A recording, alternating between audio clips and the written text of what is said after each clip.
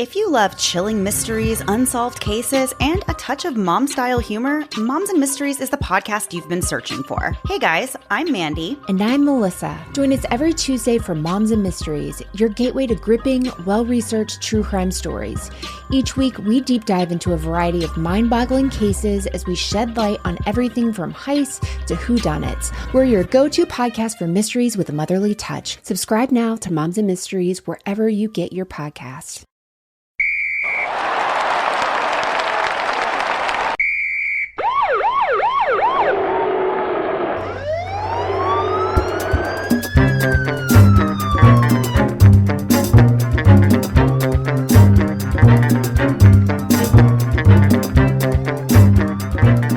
Hello, everybody, and welcome back to Crime and Sports. Yay! Oh, yay indeed, Jimmy. Yay indeed. My name is James Pietragallo. I'm here with my co-host. I'm Jimmie Whisman. Thank you, folks, so much for joining us today on more. We have more Crime and Sports. I was going to say another, but more. Who knows? It's more. It's a lot, and it's fun. We're going to get into this again today. We have a basketball player who never quite made it into never quite made it. It's pretty. Okay. It's kind of a sad story, but that turns mostly all are. Kind of, yeah. I mean, there's all sad for somebody. Yeah, they're all sad for somebody. They're all sad for somebody. We're going to do a few more one-parters, then we're going to do another multi-part episode. We got a few of those ahead. We're going to do a Don King episode. We're going to do a Billy Martin episode. I can't wait for the Billy Martin episode. That's going to be amazing. That guy made Joe Pepitone look like a fucking choir boy. Yeah. So that's going to be a lot of fun. We'll get into that. Before we do, though, head over to shutupandgivememurder.com. Get all your merchandise for all of our shows, Your Stupid Opinions, Crime and Sports, and, of course, Small Town Murder. And get your tickets for Small Town Murder live shows. Right now, the only ones available are Seattle and Philly. Everything else is sold out. So thank you for doing that. Thank you for selling these shows out. You guys are the fucking best, and we really appreciate it. Shutupandgivememurder.com. Get your tickets right now. Also, get yourself some Patreon. And hey, this isn't for us. Do yourself a favor. It's for you. Yeah. Treat yourself. Anybody, $5 a month or above. Very low cost for a whole lot of what you're going to get. First of all, immediately upon subscription, you're going to get hundreds of back bonus episodes you've never heard before. Right. Immediately, and then you'll get new ones every other week, one Crime and Sports and one Small Town Murder, and then on top of that, you're going to get everything, all of our shows, Crime and Sports, Your Stupid Opinions, and Small Town Murder, all ad-free as well on Patreon, and you get a shout-out at the end of the show. I don't know what more we can do for you here. That's a lot, so you should do that. What you're going to get this week, the episodes for Crime and Sports, we're going to talk about the history of not really history. It's only the last 7 years. What has happened in sports gambling since it became legal outside of Nevada? How many athletes have been ensnared in things, and how many more are going to happen? Because now they're getting smart enough to use proxies, the Otani, deal. Right. Like we did one on him. Interpreter. You know what I mean? So like it's going to get worse and worse and worse as time goes on. You're going to see major athletes who don't need to gamble, who make way more money than they need to, just because, people gamble and they get into it. Yeah. Then for Small Town Murder, it's a pick'em. I'm giving you guys the choice. It's either going to be Ted Bundy helping the police try to catch the Green River Killer while he was in prison right before his execution, or the history of executions in the United States. You guys pick. Hit me up on Instagram. Send me a message and let me know. That's how we're counting the votes. So do that. So far, one of them is winning. So if you want to, whichever one you want to see, get in there. Because there's a clue.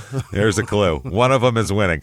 And then, like I said, shout out at the end of the show as well. So that said, let's get into this. All right, here we go. Let's do it. We are going to talk about Leon Smith today. No idea who he is. I know you don't. Who the hell? Very few people outside of his neighborhood know who he is because he didn't last very long in the NBA. Seems like it, yeah. Has a couple of nicknames. One is Lebo, Leebo, like Debo, but with an L. Lebo, like Leon. And then Fabulous Leon, which that sounds great. All right. That sounds like a rapper. If someone came out, Fabulous Leon, they'd be very popular, I think, right now. Right? Or at a drag show, he'd crush. Oh, well, forget it about a drag. Well, maybe it's a drag queen rapper. You can't fucking lose there. Watch out. You can't lose. And you're the Fabulous Leon. So he's born November 2nd, 1980. So, I mean, he should be just getting into his retirement and starting to enjoy the fruits of his NBA labor, and that is not what's happening at all. He's from Chicago. Big guy, too. He's going to turn out to be 6'10". Big guy. Yeah, that's so. Kind of had to play basketball. Really didn't have any choice at that. Call him Lebo. You got to call him Lebo. His father's name is also Leon. He is Leon Sanders, though, not Smith. Oh, so it's different. We'll find out Sanders. He has a stepbrother as well, named or a half brother, not a stepbrother, named Sanders that comes from his dad. And his mother's name is Linda Smith. Now his brother is Jerry Sanders, and they're only 10 months apart. Oh, yeah, dude was busy in a year. No shit. 2 different women pregnant. So now Leon has. Like I said, Jerry is his brother, and he has 6 sisters. So 8 kids. Now, I don't know which, who was with who or what parents. What's what? Yeah. I don't know if he was living in a house with 8 kids at the same time or if 3 of them were over here and 2 of them were over there. On the last names. Yeah, the last names are all jumbled up, too. Who knows? Okay, now, he grows up in the projects in the south side of Chicago, which not a great start for anybody. Not easy. Nope. No one wants to have that. He is taken away from his mother, taken away from his family, and placed in the custody of the state of Illinois at the age of 5. Usually that's not a positive thing. Due to neglect. Yeah. So, I mean, not good. I mean, and that, benefit of the doubt, that could be mom had to work several jobs, so it's certainly neglect. You should have people watching them, but sometimes you don't have the opportunity. That's the problem. And also, some people are just shitty parents, too. So yeah, there's that, too. Also, it's 1985. It's the middle of the crack epidemic, so I don't know if that has anything to do with this or the whole drug problems, or I'm not sure. But neglect at the age of 5 is not wonderful, obviously. No. And, best case scenario, mom was out hustling jobs and, dad's off obviously getting more people pregnant because they're pretty close in age. So dad's busy. I mean, just because I made it and I'm alive at 44 doesn't mean that my mom was not neglectful, leaving me home alone. Yeah. I just happened to not get as hurt or... there wasn't, I don't know, I lost a finger because she wasn't watching. So, but she was there at the time. Him and his 4-year-old brother, Jerry, were found walking the streets late at night asking people for food. Okay. That's neglect. You don't know where your kid is at night. Yeah. It's 10 o'clock. Ho, where the fuck you see that, as Rizzo once said. You got to know where the fuck your kids are, and they're hungry, that's why they left the house to search for food is bad. I think they said that at 7 o'clock on the news, too. That's 7 o'clock. Do you know where your kids are? Where your kids are? For people who don't know, there used to be, back in like the 80s, and I'm sure before that, there used to be a commercial that would come on at 10 o'clock all over the country. Yeah. That would say, it's 10 p.m. Do you know where your children are? It was every fucking night all over. I think the Atlanta child killer did that. I think that they did that because of that. Was it because of him? I think it was because of the Atlanta child murders. I thought they started that like in the 60s when kids were just started being tearaways. Okay, I think it was the 70s. That's way more interesting then. Okay. Yeah. And this is the father's nowhere around, by the way. Dad, Leon, is nowhere to be found. He has no responsibility in this whatsoever. And basically, their mother would disappear for days at a time. Oh. Which you can't do when you have a 5-year-old and a 4-year-old. That doesn't do that. So Leon said this, quote, "If my own mother could give me up or whatever, if my own mother could give me up, what would these people do for me? I really don't have any good memories. All I have is bad memories that lead to nightmares." Oh, Jesus. Jesus, Leon, that is dark. Yeah. Fuck, Leon. That's bleak. That's grim, bro. Bad memories that lead to nightmares. Yeesh. I mean, when someone starts out like this, it almost takes a fucking miracle for their life to turn out great. You know what I mean? It's just not the origin story of a lot of very successful, well-adjusted people. It's just not. It's not any of their own fault. That's what sucks. So he was at the Lydia Children's Home after that. and kind of made him a little bit fearful of people and uncomfortable with people. But they had stuff. They had clothes and food and toys and things that they never had before, and like, they'd celebrate Christmas and shit like that. Like, wow, this is incredible. Leon said you can get all the presents you want, but when it comes down to having that love inside, it doesn't equal. Yeah. Right. He'd much rather be with a family, like his parents, who can't maybe provide very well, but care about him and are there for him, and whatever. Poor but trying would be much better than I have toys and food but no love. So at one point, his mother made a bid to regain legal custody when he was at the Lydia Children's Home, and but he ended up staying at the home. And as a child, he didn't want to go back with his mother at that point, too. No, you can't. Which is so rare, though. Normally, a kid like that, abuse or not, they want to go back with their parents, and he didn't want to. That's how bad it was. He was like, "No, fuck her." That's. I can't. My stomach hurts when I'm around her. But as a kid, you don't know any better, and you just think, "Well, that's my mom. She must," So, I mean, that had to be really bad for him to refuse to go back. Yeah. And he said, I'd grown so far away from her that it was like she was like a regular person to me. She wasn't like a mother. I was more attached to the place than I was to her. Right. He got more attached to the home. So it's rough. Real rough for him. He lived in 5 group homes in 13 years. So from age 5 to age 18, he lived in all sorts of different group homes. Saw, by his count, he said more than 100 counselors and psychologists and all that kind of thing. Said a lot of families offered to adopt him, but nothing ever worked out because the process takes so long, and it always just fell apart at some point in the process. His brother, Jerry Sanders, moved in with a foster family for 4 years, but Leon remained ward of the state. So he was broken up from his brother, who was living with a family, but he wasn't, which kind of sucks that they didn't take both of them. You know what I mean? That's, if you're going to adopt somebody with a close sibling like that, you kind of got to take both of them. Shouldn't you have? You can't split those kids up, man. That's rough. That's all. They're all they have in the whole world is each other, and you're breaking them apart. That's kind of shitty. It's also tough when to set like parameters of an adoptive parent to be like, if you're going to adopt a child, you should be able to afford at least 2 children. At least 2 children. Yeah.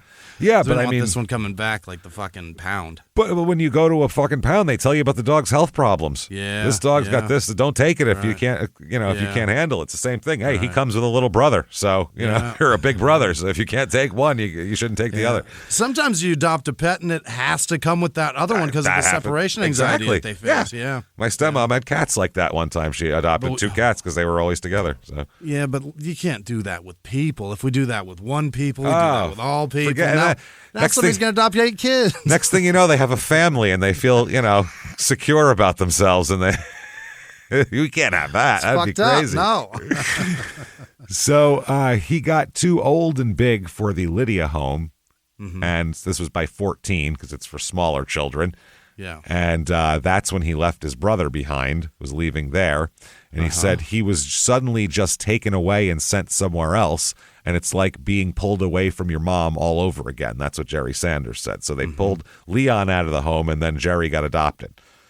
So it's tough. He said also, this is the home's director, said, when he left here, I still feel bad about that he had to leave, because I think I should have insisted that he stay here because this is where his brother was and this is where he was familiar with. Yeah. Well, why didn't you? You feel bad about it. That doesn't help any. Oh, that's rough. Jerry said, the brother, when we turned around and we were walking away and I seen him crying, I was like, oh man. So I went home and I was crying too. Yeah, they're all they've had. They were wandering the streets together. Think about how close they were. So he ends up in a group home for teenage boys, and it's not good. Leon said, I would have asked them to just send me to heaven because I really didn't want to be there. That's wow. I'd rather they just killed me. I'd rather die. Wow, this kid's got some serious depression going on with this shit. Yeah. I would have told them it's just about that time that I just go and just allowed me to meet God and ask him why he put me in this situation. Holy fuck. Yeah. This is couldn't be less of your own doing. You have done nothing wrong, this kid, so far. All he's done is be born and look for food. That's all he's done. Like, he's done nothing wrong. This sucks. Yeah. But we talk about a lot of these kids, like the East brothers and guys like that who came up in fine situations and just had to be jerk-offs and all that. This kid doesn't even have fucking parents, for Christ's sake, and he's trying. So Sullivan House led him to MLK High School in Chicago. And they have a pretty good basketball team there, which is going to help him a lot. So he found a mentor in Bill Green, who was the Sullivan House, that's the group home for kids here, the director of the Sullivan House. And one of the guys said he's immature and I think he's had trouble with authority in the past. That's what they said about him.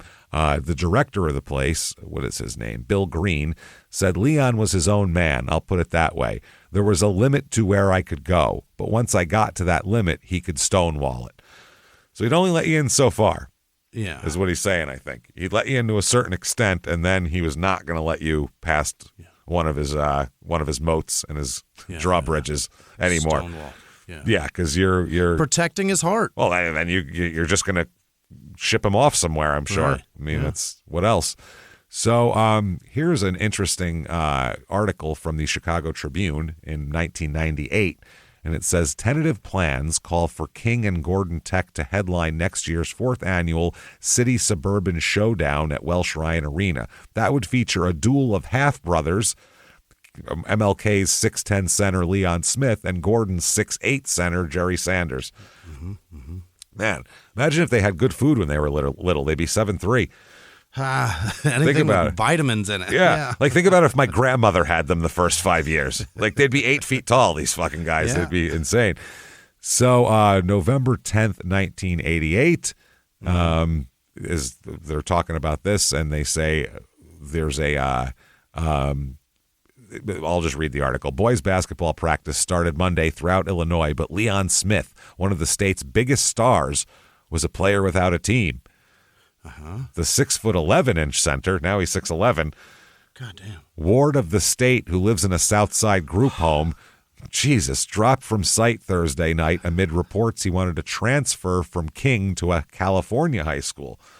Wants to leave the state. Cook County Deputy Public Guardian Robert Harris said that Smith called him. Harris declined to reveal details, but said they agreed to meet face-to-face. Harris said, we need to talk as soon as possible. I guess this guy has represented Smith as his court-appointed lawyer and guardian for about 6 years.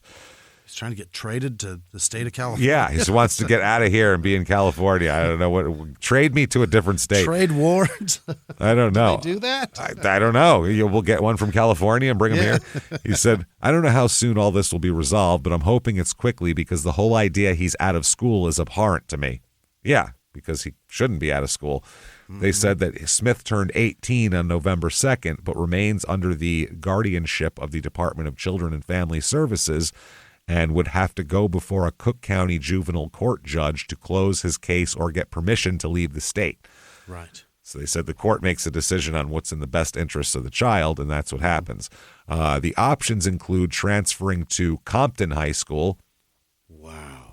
And a friend of mine in Phoenix played for Compton High School, so I know that's to go from south side of Chicago to Compton. It's just like kind of a lateral move. Yeah, just no snow. No snow.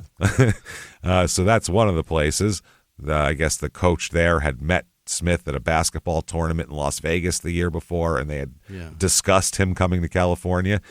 His guardian here said there has been different suggestions for Leon, one of which is going to California and play there, and one to stay here and play for King. My role is to help Leon with those decisions. I want to make sure that in a few years, when most of these basketball folks are out of his life, whether he's done well or not in basketball, that we've taken care of Leon the kid, not the basketball player, not the number 2 high school player in the country or whatever, but what's best for Leon. I want to help him avoid people interested in him just for his basketball prowess and who are not interested in Leon. I don't want his options to be limited because of some decisions he makes now. So it sounds like somebody's actually trying to look out for him. Giving him a hand, yep. So that's not bad. Now, if Leon, he's a young man. He doesn't need this. But right under this, the sails, Jimmy, the sails. Fantastic. Right under this, hairline enhancement. Here we go. Let's get it on. If you're a man who's not comfortable with your receding hairline and would like to add subtle density without dramatically altering the appearance of your hair, you may wish to consider our refined monografting technique. Monografting? What is that? Old technology, large round plugs, made it difficult to disguise the hair restoration process. Our monographs are virtually undetectable from the start. Yeah, right. Yeah. And yeah, bullshit. And as many or as few as you desire to enhance your hairline and increase density. You can see that shit from a fucking plane at 35,000 feet. You could, from the Delta to Omaha, you could fucking see that from somebody on the ground in Indiana. Recede. Define how far. You know, like. Yeah. Well, here's the at this point. Yeah.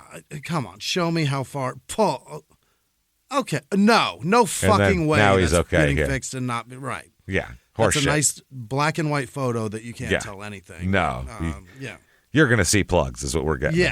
That's the point. You're certainly going to see. There's no free ride when it comes to shit like that. No. There's no miracles. No. So, okay, November 20th, 1998, he's going to stay at MLK so he can keep playing against his brother here. That's what they're saying. They're talking all about it, how they're very excited for this matchup between these guys, and it's going to be fun. So they say Chicago's MLK is number 1 in boys preseason AA poll.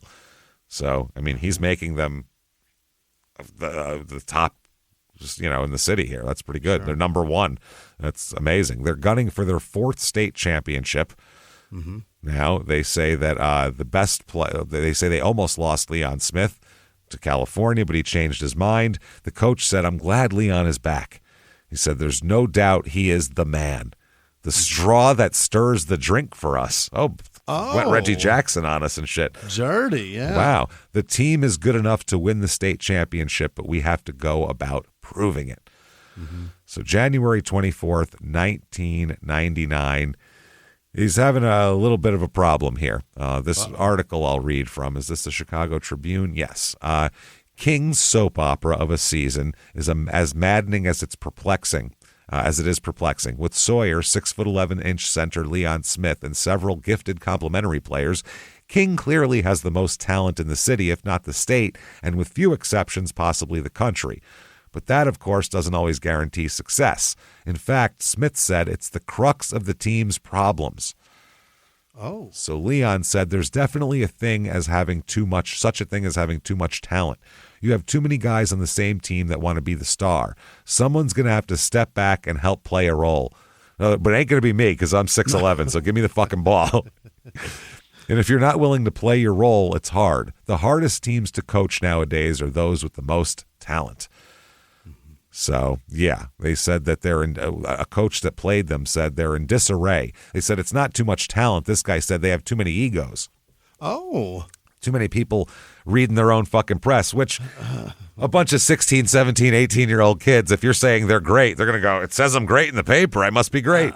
I'm not that good. Have a look-see at this article. It's right here in black and white. Yeah. Great. See? It's right there. Yeah. I couldn't have handled that at 17. I would have been a mess. Oh.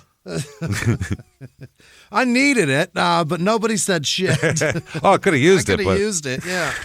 So the opposing coach said they're in disarray right now. I told Sonny he needs to get more control over those kids. I think there's a lot of jealousy on the team. I noticed it at the Proviso tournament. So they said people close to the program say it all started when the school fired their assistant coach, who acted as a conduit between the head coach and the players, especially with Smith and O'Quinn, who are 2 players. I don't know. They said that he was the good cop to the head coach's bad cop. So it's different now. Leon said, because they talked about how they said that they had held Smith and the other star out of the starting lineup against another team for skipping a practice. They missed a practice a day after losing to Dunbar, after which Smith complained about not getting the ball, saying his teammates were selfish and lacked heart. Okay. That'll help. That'll help the team. So they lack heart. It's one thing to say selfish, but lack heart is something else. Leon said, I felt that sincerely. If I didn't mean it, I wouldn't have said it. That's what he says now. And they're like, now that you're cooled off, you feel any better? He's like, fuck all of those guys. That's what I meant to say. I meant every word. Fuck him. So yeah, it's a problem. So they're having. Smith said the attitude of this team has to change. You just said none of your teammates have heart. What are you talking about?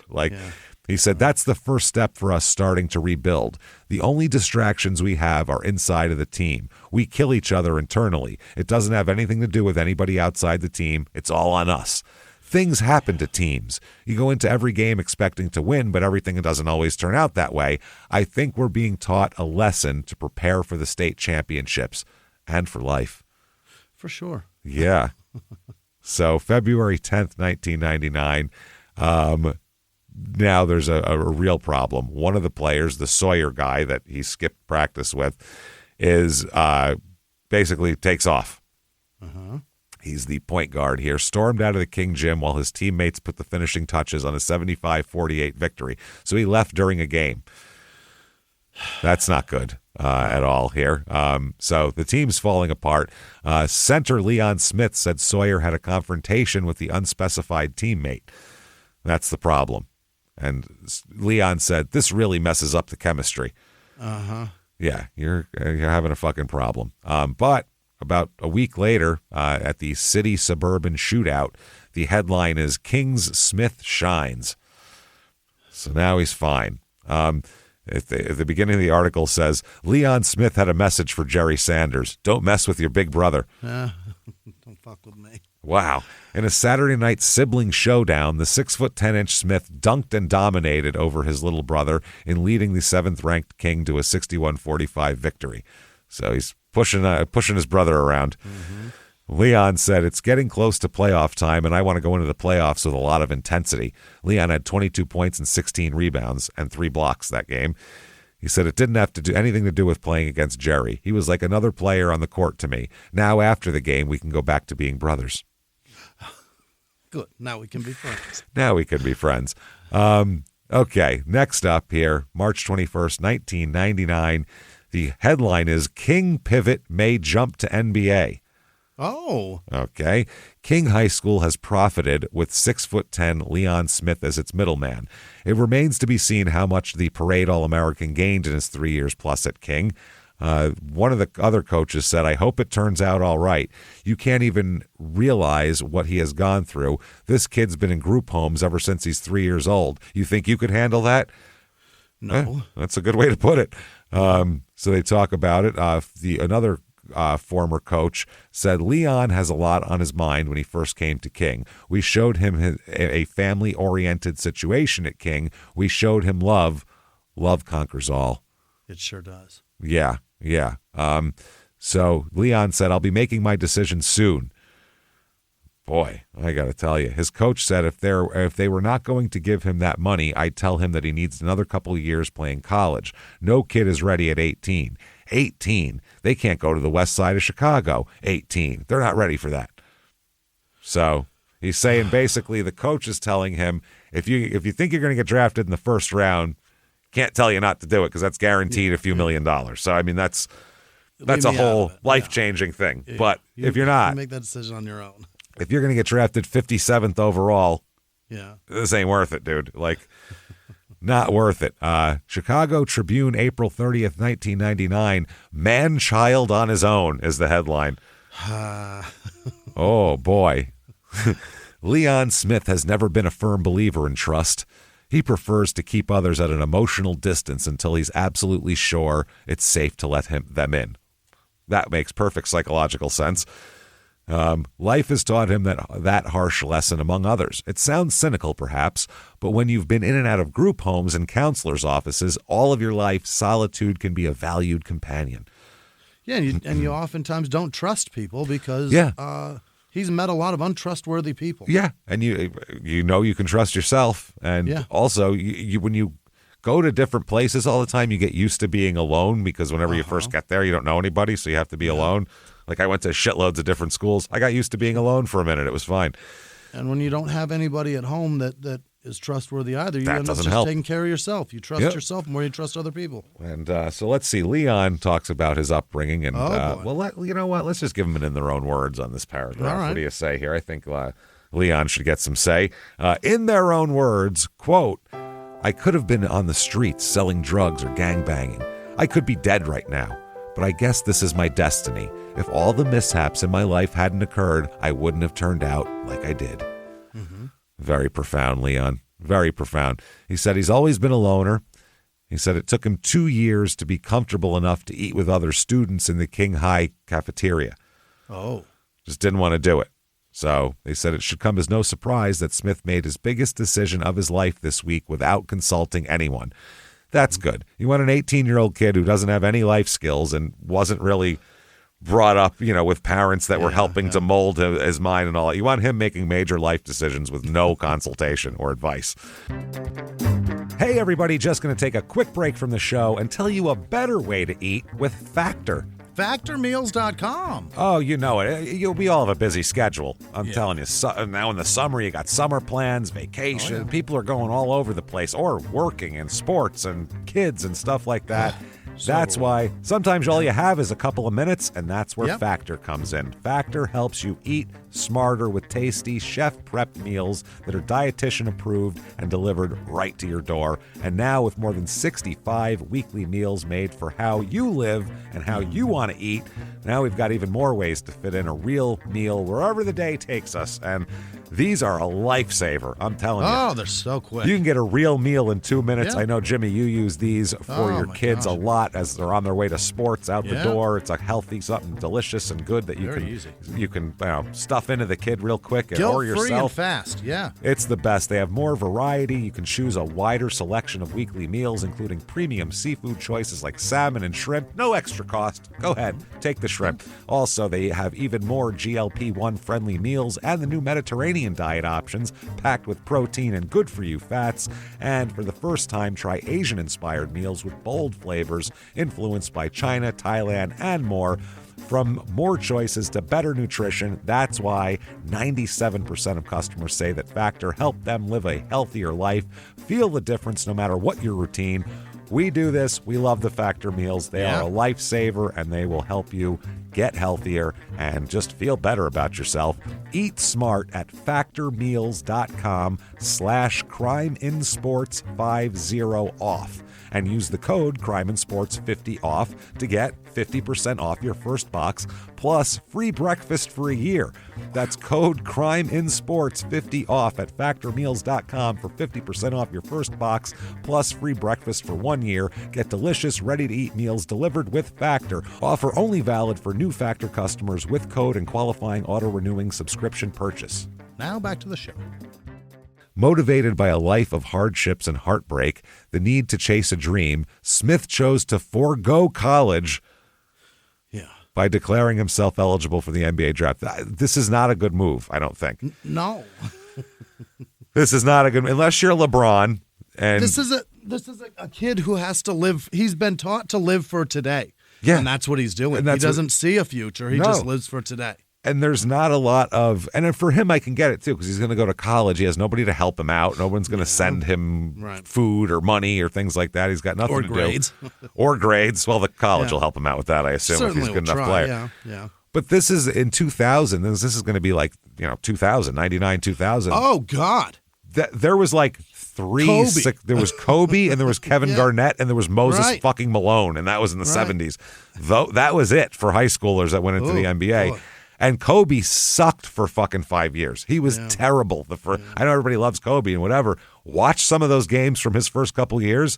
He didn't belong in the NBA at all. He was terrible. That's why it was surprising if he ever got a shot off over when he squared up with Jordan, all that stuff. Anytime he made a good play, air it was balls. Shocking. Oh, he was shooting. I mean, you could see he had athletic talent and he had talent, but he was a fucking child and he didn't belong there. He was immature.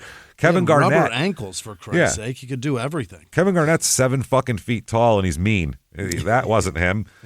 And LeBron was a freak of nature, had an adult body when he was 18. Almost 7 feet tall and is also built like a rubber. truck. And built like a truck, So clumsy, but built like a truck. Built like a fucking truck. So they talk about this. He said, I've felt kind of trapped all my life. People have made decisions for me my whole life. I can't allow that to happen anymore. Understandable. He said that he doesn't know where or whether he'll be picked in the draft at all. He said a handful of scouts visited Chicago to see him play last season, but he's got to file his paperwork still. As a senior, he averaged 25 points, 15 rebounds, and 8 blocks a game. Okay. Which is good, but you're playing against children. That's right. Yeah. I mean, if you were doing that. That's actually kind of low. Yeah. I was going to say, honestly, those are great college numbers to go into the NBA if you're that, but not really high school numbers. You want a guy that's like so dominant in high school. It's ridiculous. He's got half the stat sheet. Yeah, that's not great. But I guess all the recruiting services list him as one of the top 15 players in the nation. To go into college. So they say still Smith is far from a finished product. He didn't play organized basketball until the 8th grade after he sprouted 5 inches the previous summer. Oh, he was only 6'5" before that? Gee, he didn't think basketball was a good thing? He said, it seemed like I needed new clothes every week. I bet. Pro scouts who refused to speak on the record about Smith because the NBA discourages the practice acknowledge being intrigued by his physical makeup. 6'10", 237 pounds, broad shoulders, size 17 shoes, and arms so long he could drive a compact car from the back seat. But most agree he is a project and would be better served spending some time at the college level. Marty Blake, the NBA's director of scouting, said if he wants to do this, it's his privilege. I guess my question is why? Sure. Why? Because he needs money. Also, his academic credentials are not great. That's the problem. He hates school and loves money. He can't get into school. No. So they said Fresno State and Rhode Island were the only schools that showed a lot of interest in recruiting him. Despite his obvious potential, most backed off because they weren't sure he would qualify academically. If you're going to waste a scholarship on somebody, it can't be somebody that you're going to then send to fucking junior college for a year to get his grades up before he can be there, or have to redshirt for all that shit. So Smith says he hopes to graduate this spring with a 2.2 grade point average. Hey, let's keep these lofty goals in check, son. What are you talking? 2.2. What? He's dumber than I was in high school. Holy shit. 2.2 isn't good. The fuck is that? It's like a C minus? What is that? Yeah, it's exactly what it is. I wish I had that, honestly. I didn't even have that. Oh, wow. He has yet to take a college entry exam, but says he has taken several SAT preparatory classes. If he's not drafted, he says he'll try to play professionally overseas. He needs money. Well, for a guy who's never had anything, even, I could see that. Okay, I want to get my own apartment and my own space and my own stuff and not live in a fucking group home. So, the coach of his high school said he would prefer he try college, but he does support his decision. He said, I hear these fools on radio and in the paper saying he's stupid for doing this. Listen, if NBA teams are going to give him the money, he has to take the money. Until you've walked a mile in his shoes, you should keep your mouth shut. This kid's life's been a horror story. No kidding. Yeah, so shut up and let him do his thing. But at the other turn, I mean, you're throwing away so much opportunity to live for today. But and I don't think he's going to last. Listen to this part here, because I don't think he would last a lot in college. It's more structured. So they said that he left the Sullivan Group House last November when he turned 18 and moved in with an acquaintance named Steve Brown. But then he moved out of Brown's Riverdale home after they had a fight. So now he's staying with a childhood friend in a South Side apartment 2 blocks from the Sullivan houses. So this is not good. No. He's not making bad decisions. He sometimes reflects on his nomadic lifestyle and wonders how he managed to live this long. In his early teen years, he's twice spent the night alone on a park bench. That's nice. Oh, my God. He said, the guys on the street wouldn't let me hang out. They said, this is no place for you. They said that wasn't my role in life. You're not homeless. Get out of here. You're a tall child. Go. Get off my house. Yeah. Get out of my house, giant child. So he's had a couple of missteps. Him and his brother were taken to the police station after being caught stealing candy from a convenience store. And he said that at this point, he was laughing, saying that he never wanted to leave the station because of how clean it was. And it had revolving doors, so he thought it was cool. He's like, I just want to live here. This is good.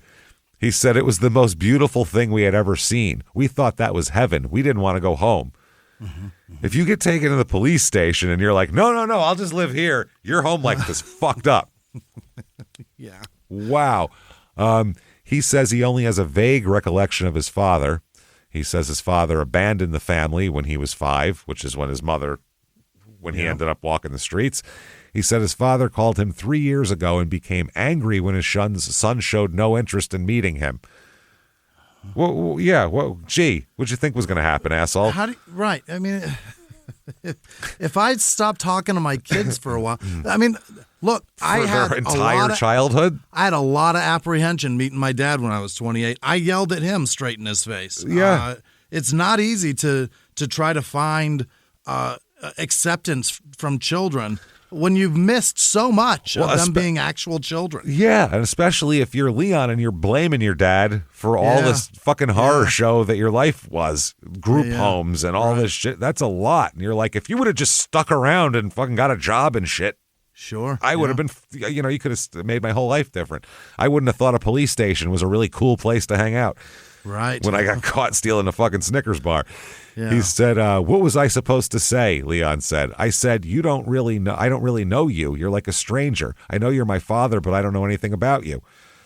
Mm-hmm. So, holy shit, that is rough.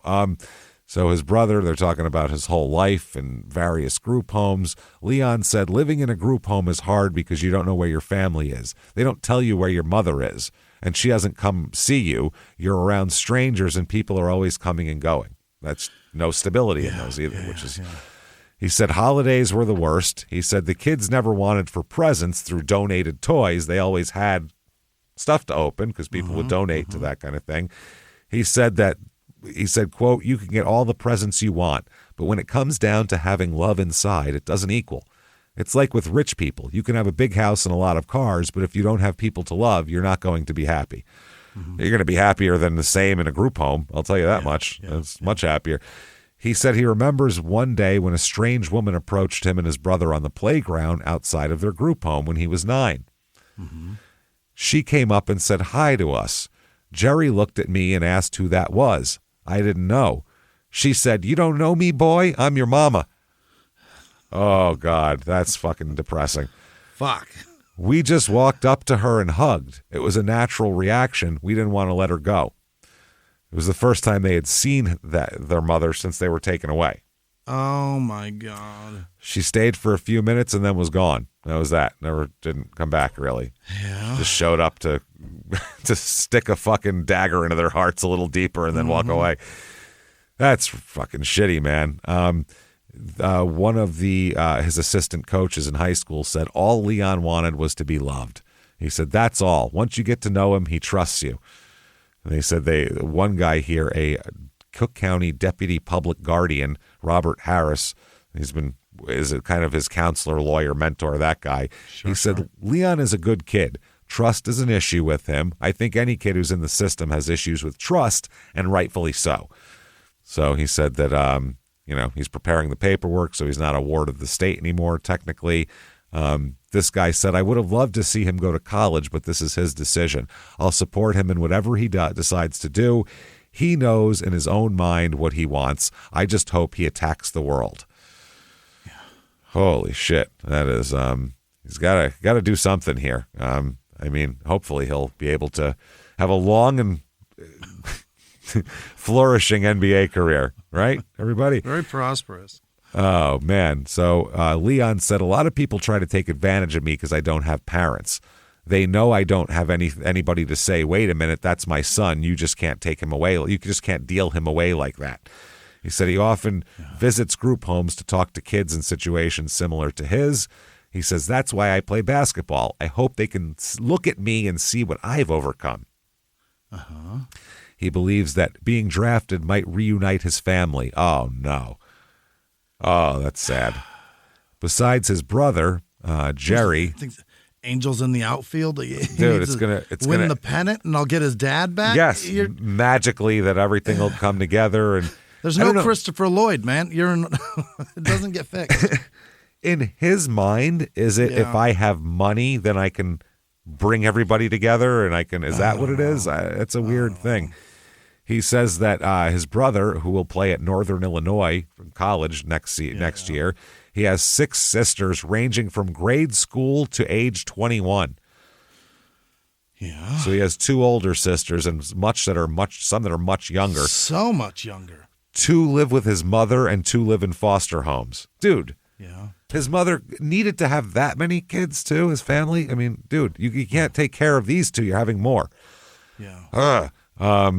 Just everybody stop having kids. Can we just, everyone? I don't care if you're doing great. Just stop. Yeah, Just stop it. Stop it. There's too many. Stop it. Yeah. We have a lot right now. I don't want to hear about populations. Like, fuck you. Shut up and stop having kids. When I get on the road, it's plenty packed. Stop it. Stop it right now. All of you. Moratorium on children. Are full. They're all full. Everything's full. Everything's Walmart's full. Self-checkout's full. It's all the mall full. is full. Everything's full. You're making more. Stop it. Stop. Yeah. We got too no many. more. Too many. So Smith says he talks to his mother periodically on the phone, but hasn't seen her since December 12th of this past year when King opened its season against another high school. He says there's still some residual anger he needs to resolve. Whew. He said the only way our relationship is going to get better is if we can be face-to-face and talk one-on-one. We talk, but we don't talk about the past. There's a feeling deep down in me that the kid in me is still kind of angry that she wasn't there.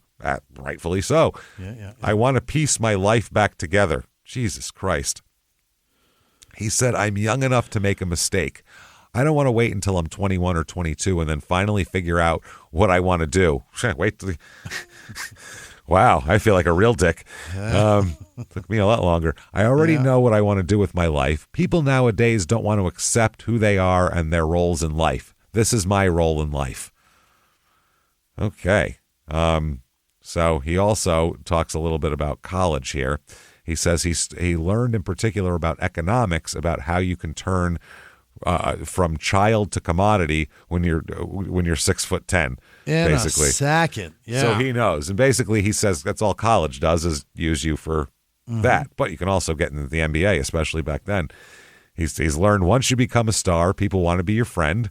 And he's learned that people he saw as friends saw him as an investment, basically. He said they think they can get in good with me and get a little exposure from me, but I'm not going to let that happen. Okay. He said he was living with a friend named Steve Brown, but they had a falling out like we talked about. He said Smith helped him orchestrate his attempt to transfer to Compton High last fall. And he said, the way I look at it now, it wasn't about me, it was about him. What could he get out of the deal? He said that Brown had been trying to steer him toward a player agent, and though he said Brown had denied that to him, Brown couldn't be reached for comment. He said he was trying to mix business with being a father figure, and you can't mix business with family. Nope. He said he had a lot of, just as a college student who's been a close friend of Leon's, said he had a lot of trust in a lot of people, and no one came through like they said they would. Right. Which makes sense here. Smith says he would play college ball next season if he had fulfilled the academic requirements to compete in Division 1A as a freshman, and he didn't.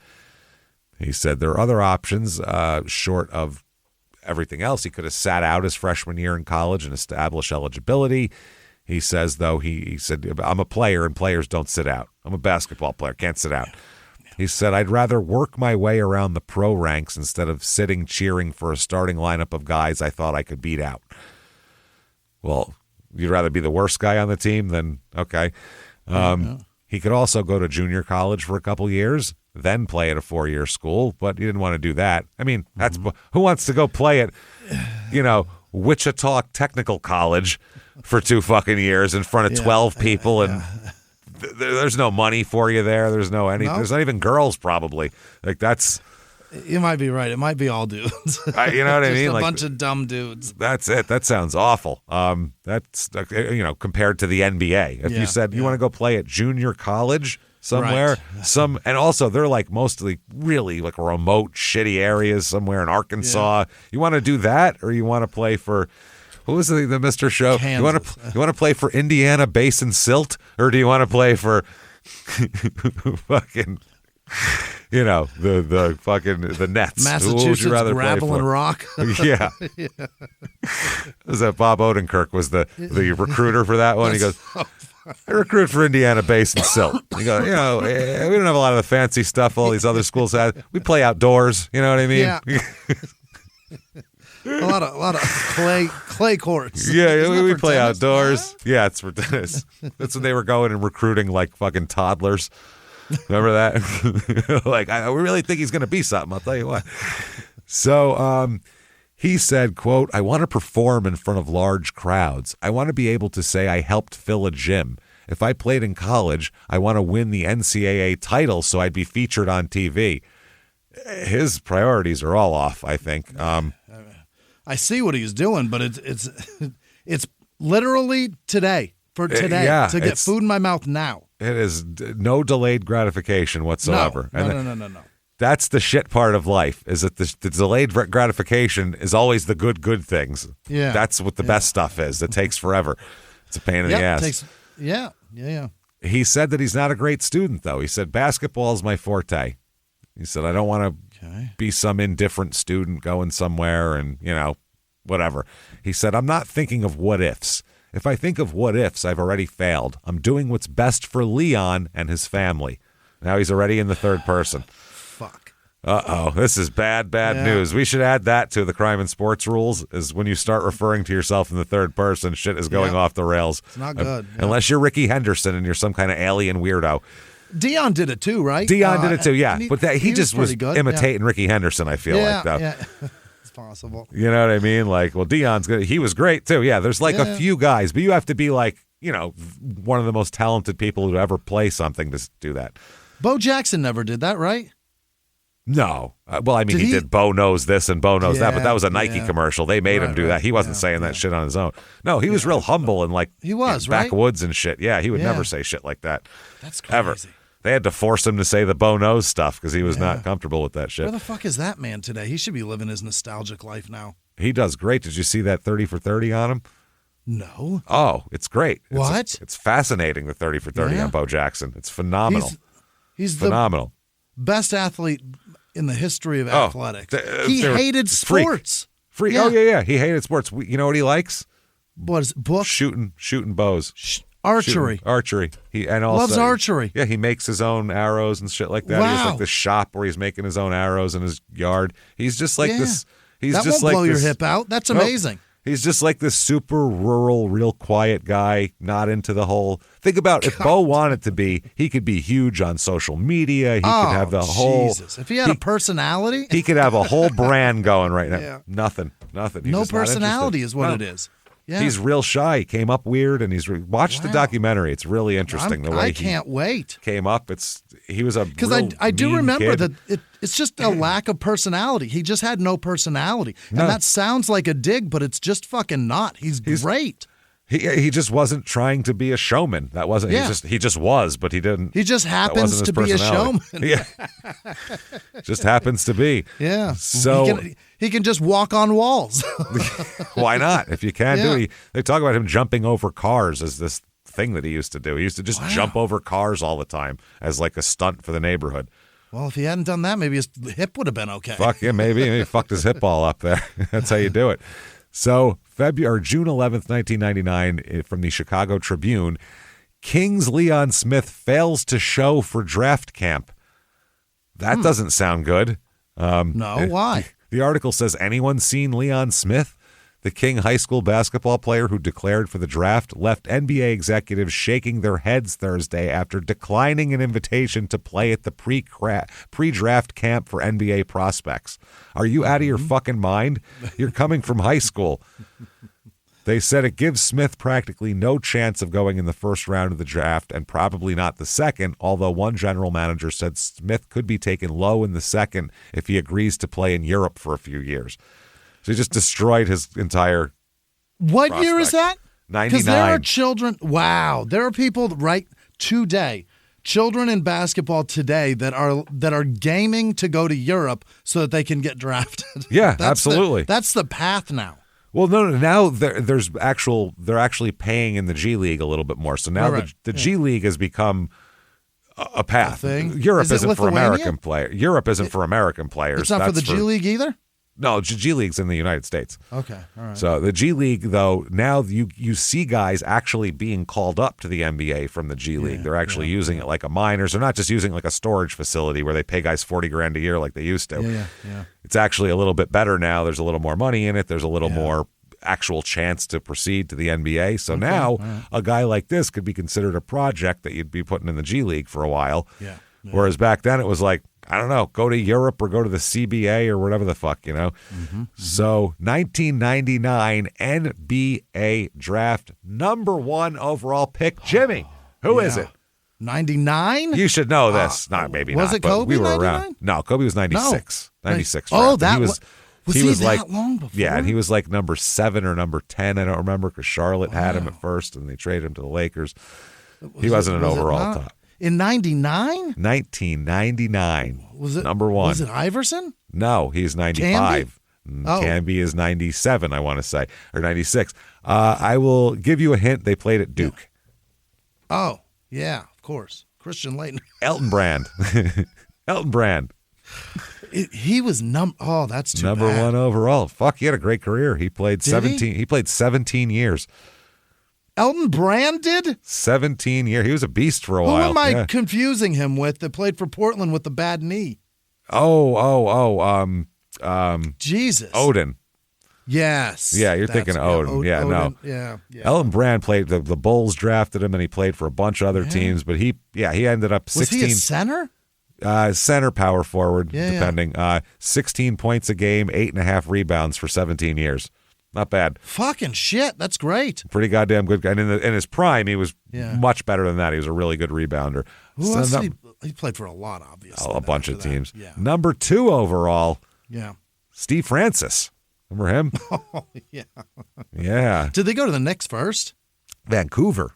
First. And he wanted the fuck out of Vancouver. He was a mouthy little fucker. Oh, yeah, he was mouthy. Number 3 overall, Baron Davis. Wow, this is a really shit draft. I think, but I mean, Baron Davis, what did he play till last year?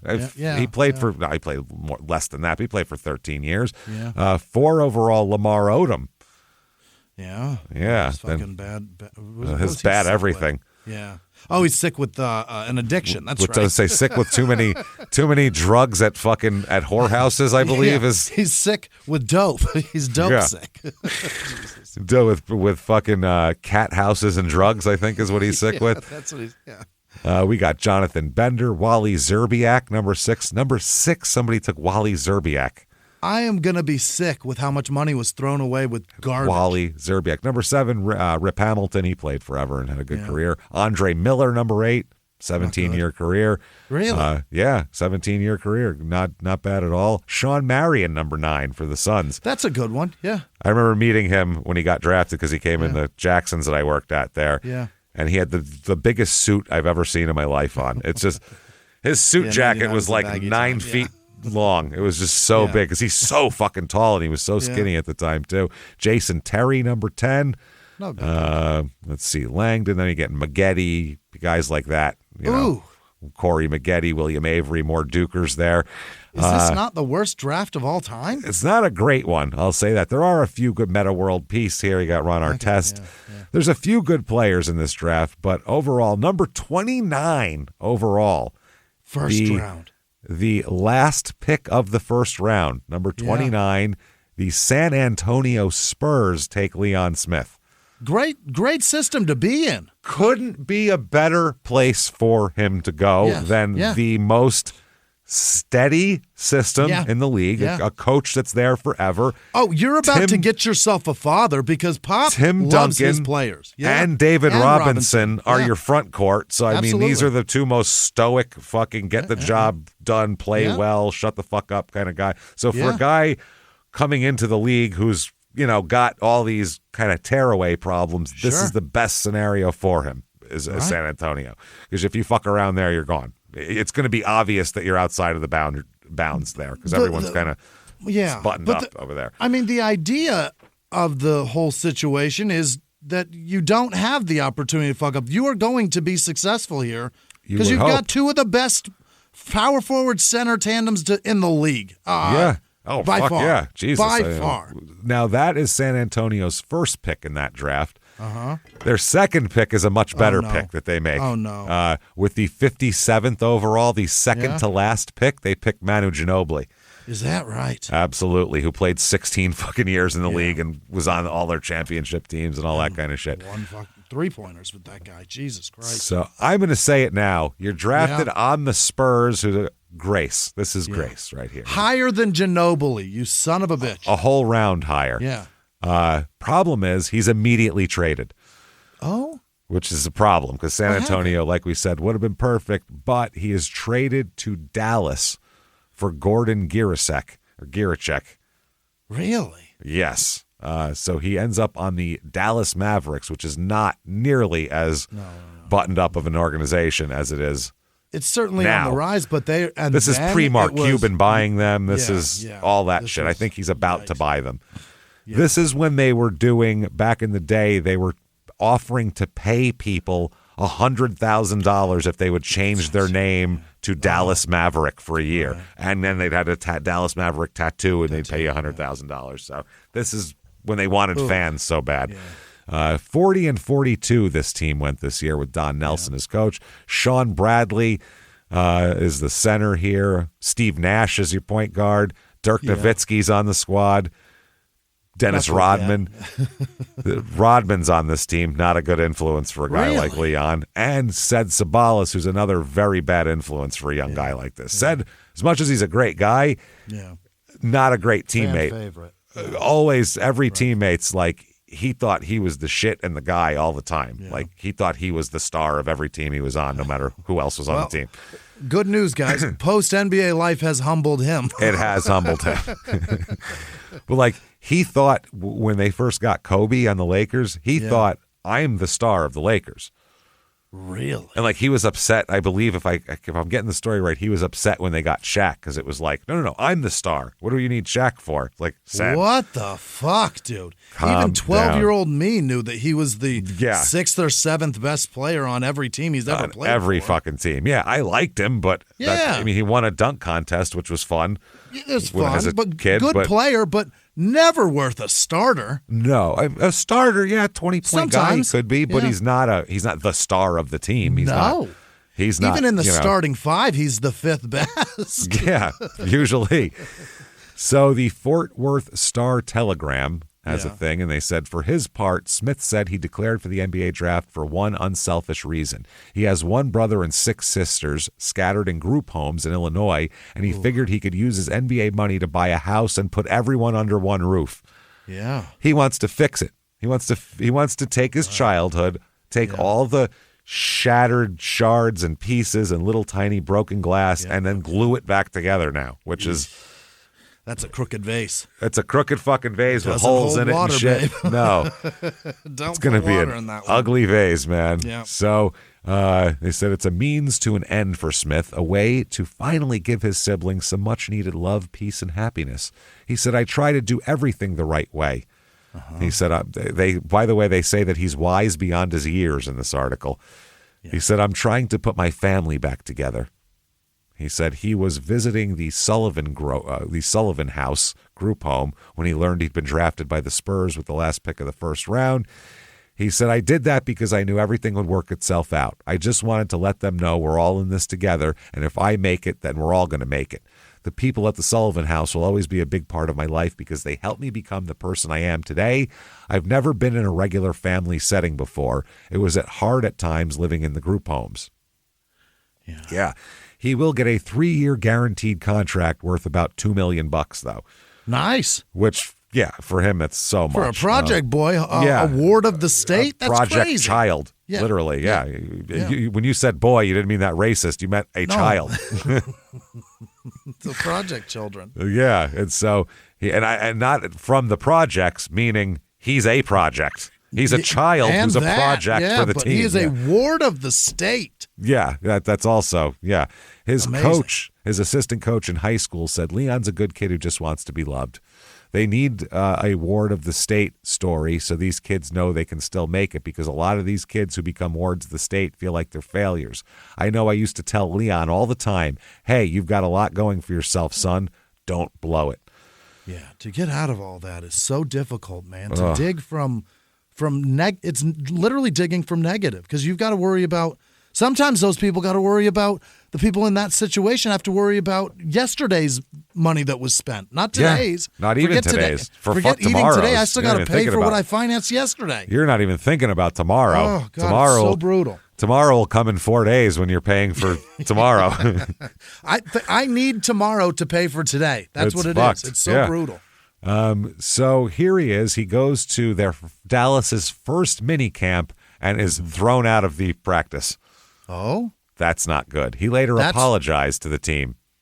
He was traded to another team and then thrown out of that practice. On the first practice. Damn it. Didn't even show up. And wow. Don Nelson, the coach, said, "This is part of the growing process. We're just going to continue to have conflicts like this and have resolution. And over a period of time, we're going to grow together solid as a rock." As a rock. Okay. August 18th, 1999. This is, I believe, this is from the Chicago Tribune. And it said, Leon Smith's announcement that he was foregoing college for professional basketball was greeted with shock and skepticism when he made it back in May.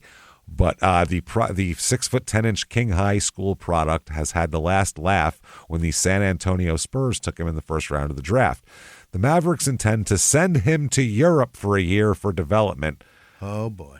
But he's guaranteed more than $4 million under the terms of the NBA's new collective bargaining agreement, because that was right after the strike, remember? Yeah, that's good. Yeah, not bad. They said many scouts believe that he's not ready for the NBA and called his maturity into question. He got into a verbal altercation with assistant coach Donnie Nelson during the team's first minicamp. By the way, that's the head coach's son, too. Yeah. The head coach's son. So he's going to hear about Nelson? that. Is his Donnie son? Nelson's his son. Wow.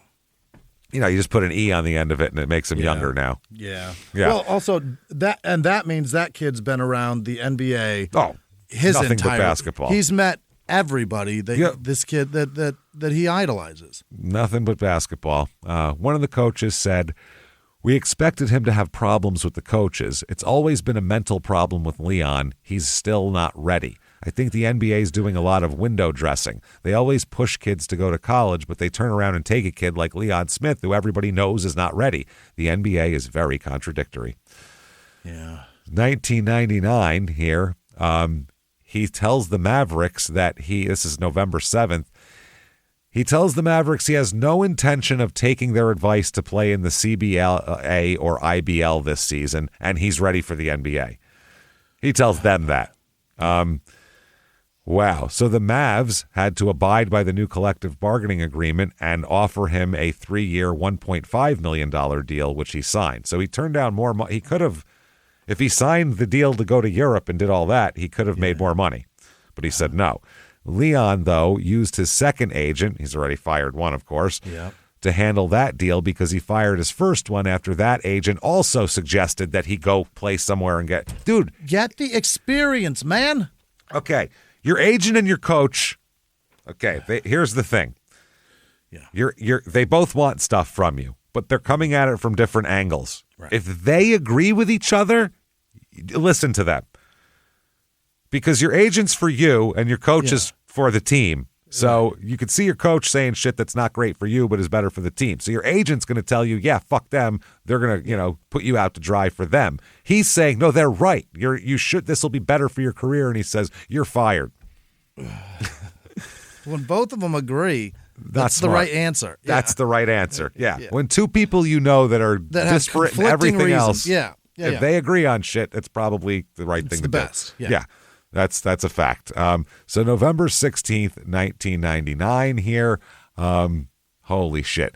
The Mavericks rookie spending time now in a psychiatric ward in Dallas after police find him overdosed on aspirin. Why is he doing that? Like the whole bottle? Like one of those old things? Some people try to kill themselves with aspirin. That's a thing that I've heard of it, done. yeah. I've never heard of it working, not one. It can. Usually it's by accident people kill themselves on aspirin. People try, never get it done. A house guest called police late Sunday evening saying Smith threw a large rock through the rear window of his own Ford Explorer. Okay. Whoa. Why is he having a mental breakdown now? He's not ready for all this. Yeah. He's not ready for the pressure. He's justifying everybody's opinions. Well, yeah, and the problem is he doesn't trust anybody. Yeah. So he can't. So he won't trust anybody. Yeah. So he only trusts himself. So if someone tells him something, that immediately that sends up a red flag, and he goes, "What are they trying to do? What are they trying to get? Yeah. How are they trying to fuck me?" I know people like this. It's a certain mentality that I grew up with people like this. It's a mentality that is really fucking hard to break, and unless you know them for years and years and years, everyone's trying to fuck them, and it's just because they had it rough. You know what I mean? Mm-hmm. It makes sense. And now he's got all this pressure. You have to be an adult. You have to show up at practice. You have to listen. You have to, you have to do the same things as Dirk Nowitzki. Right. You're competing for the same position as him. You got. And Dirk also could dribble. He was a great big man. He was a great player. He was great like all around. One of the best at it in the West for sure. In the league entirely. If I'm him, I shut the fuck up. Yep. And I make friends with Steve Nash so he throws me alley-oops all fucking day. There it is. That's my life if I'm him. But instead, learn how to get one hand above that rim at a running clip, and he just lobs it into that hand. That's it. He's got way too much shit going on, way too much responsibility he's not used to. He's a child. He's not a child, but he's 18 fucking years old. I wasn't ready for this at 18. Yeah. This isn't an insult to him. I wouldn't have been ready either. This would have been a mess. But I guess officers arrived. This is wild. They found Smith passed out on the floor of his apartment wearing green war paint on his face. What? That takes it to another crazy level right there. Yeah. War paint and aspirin. You put war paint on, throw a huge rock through the back of your own car, and then take a shitload of aspirin and fall down. Like, this is insane. Yeah. Smith slightly resisted officers and paramedics, then stopped and stated, quote, "Oh, my God. He's an Indian and he's fighting Columbus." I don't even know. That explains the war paint anyway. That's an explanation. I am an Indian, and I'm fighting Columbus. Well, welcome to 1999, time traveler. I don't know what to tell you. Yeah. The visitor, a 33-year-old friend from the group home where he was raised, told police that he had taken more than 250 aspirin. Uh-huh. That's too many. That's he a was lot. Taken to the psychiatric ward of Parkland Health and Hospital System, because that's a suicide attempt. Hospital officials said he was in their care and provided no other details. Woof. November 21st, 1999. So this is fucking a week, 5 days later here. Yeah. The Mavericks management do little to help troubled prep draftee Leon Smith before his overdose try. They're saying basically they didn't do shit to try to help the kid to begin with. Right. They brought him in and were like, "Well, you're in the deep end, asshole, sink or swim." Which I get it. You're an adult and you're paying him, but if you want him to be successful, that's not the best way to go about it, you know? Right. You kind of need to take him along. They said that the NBA has other disheartening cases of prep players shunning the college for the NBA, but none is more alarming than that of 19-year-old Leon Smith. Smith had been abandoned by his parents here, and they said that he begged, I guess Smith's tumultuous upbringing begged for the Mavericks to talk with him, at least before selecting him with the 29th pick. Well, they didn't select him. The Spurs did, and then they traded. Instead, coach and general manager Don Nelson, once considered a coaching genius, but not now. That's funny to put in there. Not anymore.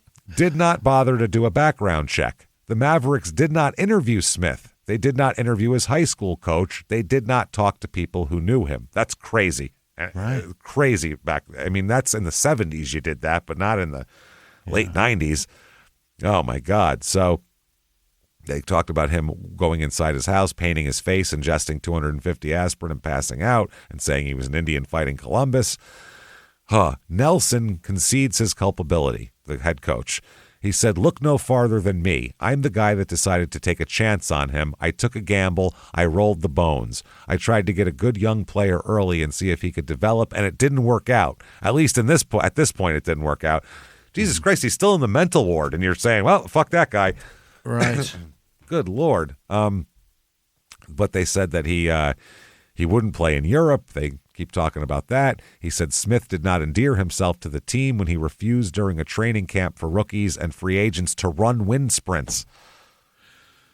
You're a rookie, are you not? This is a camp. I don't like running. for rookies and free agents. Yeah, No. yeah. I hate running. That's why I don't play professional basketball. Also, I don't have the talent, but mainly just the running. It's It was the running that really did it. the running. Me. I don't want to run that much. That is interesting. They said the year before, Nelson selected 19-year-old Dirk Nowitzki of Germany in the first round. Yeah. They said they were, but when they drafted him, several Maverick staff members and a large media contingent were present when he arrived at the airport where he had a news conference. Mm-hmm. Nelson also has flown Nowitzki's coach over from Germany at least 5 times to help Nowitzki's transition to America and allowed Nowitzki to stay at his home until he found an apartment. So he took Nowitzki in like a son. Yeah. And basically said, hey, fucking loser. Fucking play better or fuck you to this kid. Southside Chicago, wind sprints. Come here, Yeah, Dirk. let's go. I got a peanut butter and jelly for you and Yeah. some Teletubbies at the house. My wife has cookies and milk. They're homemade. Now, granted, Dirk still probably ran wind sprints, though. That's the thing. You got to run the wind sprints. They said, conversely, Smith never had a news conference, never was invited to stay at Nelson's home, and never had his high school coach contacted until after Smith was hospitalized. Man, Smith's high school coach said Dallas did not make a mistake drafting Leon because he has the talent to play in the NBA. Where they made a mistake is they failed to go to get to know him and find out about the tremendous problems he's been through. They ignored them and refused to treat him like a human being. They just treated him like a piece of meat. Yeah. Leon's doing much better now. He called me and left a message telling me, I'm all right now, coach. Don't worry. When are you coming down here to see me? It's just been a painful ordeal for him to see him go through this. If they had called me or returned my calls earlier, I would have told them they were going to have to pay somebody to stay with this boy. He has experienced so much rejection in his life. Right. Hire him a guide, a mentor, basically. A friend. Give him a friend. Give him a friend. Teammate Cedric Sabalas said, we don't know what kind of shoes he's been walking in. Every high school player doesn't go through what Leon's been through, but you've got to give the guy some credit for even getting this far with all the stuff he's been going through. That's nice. Yeah. And then there's all these articles about just he's not ready for the NBA. One says, despite physical gifts, troubled teen is not ready, Nelson says. They have no fucking problem just ripping him in fucking articles, saying he's not ready and all this shit. His roommate who called the police said, I think Leon is on overload. He has this beautiful apartment and he's never lived in his own place. And he has all these people calling him for money because now he's rich. Right. He's not rich, by the way. I mean, by 1999 standards of a 14-year-old kid, he's rich. But an adult, you better hang on to that. 18 years old, 1.4 million. Let's do the math That on the ain't taxes nothing. on that. Yeah. Taxes, Yeah. agent, all that. You're going to walk with $700,000 for 3 At years. best, yeah. And you're going to make that fucking last 60 Forever? years? Good luck, motherfucker. That's not rich. In 1999, that's 7 years' salary for well-paid people. That's it. That's it. That ain't shit. That is not, for people making real good money back then. Right. So they said that the family, the people he was living with, his roommates, said this guy planned to spend the night at Smith's apartment, but left for a couple hours after Smith's behavior started getting weird. He said he was acting more withdrawn than usual with the face paint. That was pretty bizarre. Things were starting to escalate, and I said, this is not a good place to be. So he left, but then they decided to go back and check on him. Yeah. And he said, I think it was really providential that we came back to the apartment. He was in critical condition for several days. When he came back, they found him on the floor OD'd. Yeah. Yeah, he was all fucked up. So, Jesus, that's really tough, man. So he's hospitalized, and that's that. Wow. Then they said that his roommate there said, I'm not criticizing, but I think he felt like he was kind of on the outside looking in on the Mavericks. He said, I just know that he needed someone close to him and helping him. He said, children come to us with a real deficit in terms of being able to bond. This is the guy that he was living with who's from the group home there. He said, these people who should care for them the most have let them down. They come to me and say they've never felt safe. This is crazy. Don Nelson says he has all the physical skills, size, speed, leaping, and quickness. All the things you can't teach, he has, and all the things you can teach, he doesn't have. That's the intrigue. Yeah, any coach should look at that and go, that's a piece of clay. a great piece of clay that's I can do anything with, basically. But they're just like, that. He's kind of a pain in the ass. Fuck him. Yeah. He's not Dirk Nowitzki. They said any element you want to mention, he wasn't ready for it, is what Coach Don Nelson says about him. They also talk about Nelson believes that his crisis may have stemmed from a breakup with his high school girlfriend from Chicago, meaning the whole aspirin shit and all that. Sure. He says, I think she broke up with him. I think that's what really set him off. He also says he was informed that the police found 2 suicide notes in Smith's apartment, one to his girlfriend and one to Nelson and Donnie Nelson. Oh, hello, daddy and son boss. I want you to know why I'm doing this. He said it was thanking us for giving him the opportunity. Oh. My Christ, this is fucking crazy. So that's even sadder. Golly. It really is, man. It really fucking is. This is very sad. Wow, one guy here who's an author talks about child abuse and everything, said Leon and his brother survived something without help or training. They survived without a Phil Jackson or without having a college degree. Mm-hmm. He says if he can somehow tap into whatever got him off the streets or gave him that gift to play basketball, well, I think he's 6'10". That's the gift, really. It's a hell of a gift. It's a pretty good gift to have there. Saying he's going to have to do that again. And he says that also he has to figure out what's making him mad. What is upsetting him so much? He's furious. Yeah. And his high school coach talks about the breakup with his girlfriend. He said, I saw his girlfriend the other day. They're still talking. That's what she said Sunday. And he said at lunch, the two sometimes had cry talks. He said, we talked about the time when he was about 9 years old and they were in the park playing and as their mom came up to them. And then they turned back around to keep playing, and she disappeared. Mm-hmm. She didn't even say bye. She just took off. Jesus Christ, man. That is that's fucking crazy. So Sonny Vaccaro, who also has a 30 for 30 about him, he's the guy who basically made Nike a basketball powerhouse. And he hosted all of those camps. They were all him. All those high school camps to go to college and all that shit. He is the director of the Adidas ABCD camp, which he was originally a Nike guy, and then he ended up moving to Adidas, which is basically like the McDonald's All-American or any of those deals. He said that was his coming out party. You said ability-wise, this kid has a chance to be in the NBA, but no one really knew what the silence meant because he didn't talk that much.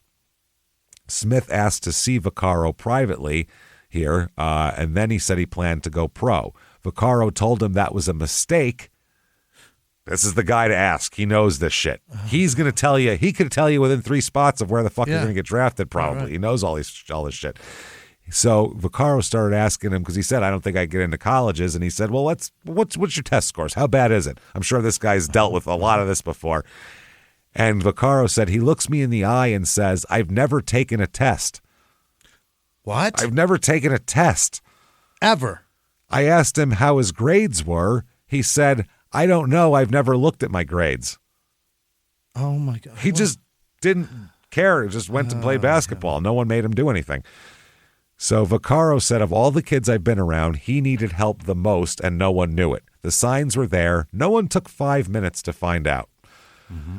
He said that Vaccaro learned that despite Smith's seeming disinterest in school, he actually liked to read, especially like Langston Hughes, and he read Tuesdays with Maury. So he reads shit. He doesn't, he's not reading like titty magazines. He's reading books. He's not just reading the articles in Hustler to see shit like that, the Penthouse letters. He said it was unbelievable the way he knew about animals because he also read encyclopedias voraciously, they said. Wow. He said he'd talk about how animals were the greatest things in the world because their families were so stable. Unless they're eating while they're out gathering food, but, I really like the kangaroo because he crawls into mom and never comes out of there. Man. One of his shelters that he stayed in here was the Sullivan House, where Bill Green was the house director, and he said he was pretty sure that Smith never used drugs. He said he tried drinking beer for a month or so, and then we talked him out of it, and then he left it alone. All the kids here have sworn to me that Leon was never into drugs of any sort, and they're the ones who would usually know exactly what's going on. I would say. This guy said, though, that their relationship broke down over the issue of college. He said, we had talked to a lot of schools, but that wasn't his goal. So he said he had fears about taking tests for college. He said if he failed, he didn't want the public to know. That's my observation. He was afraid the papers would tell people that he's dumb. Right. You know, that makes sense. Mm-hmm. His younger brother, now in some articles they say that he's his half-brother, and some articles they say, in this article they make a point to say they are full brothers just despite their different last names. Okay. So I don't know. His brother is going to went to the Northern Illinois University here. Uh-huh. So yeah, that's what happened here. They talk about them being separated as teenagers, and one of his coaches said all of a sudden they said, hey, it's time to go. It felt like these people he trusted all of his life didn't care about him anymore. They broke up his family there. So anyway, he says, I'm optimistic. I think he'll be fine. We're survivors, the one person says about him. So, oh my God. Now Dallas, they talk about here, he's back in Dallas, and they're talking about trying to help him. Yeah. They said, he was in the hospital. He spent several days under observation in the psych ward. He was released and is being counseled and monitored within the structure of the NBA's confidential player assistance program. His friends and family say his friends are saying he's faring much better.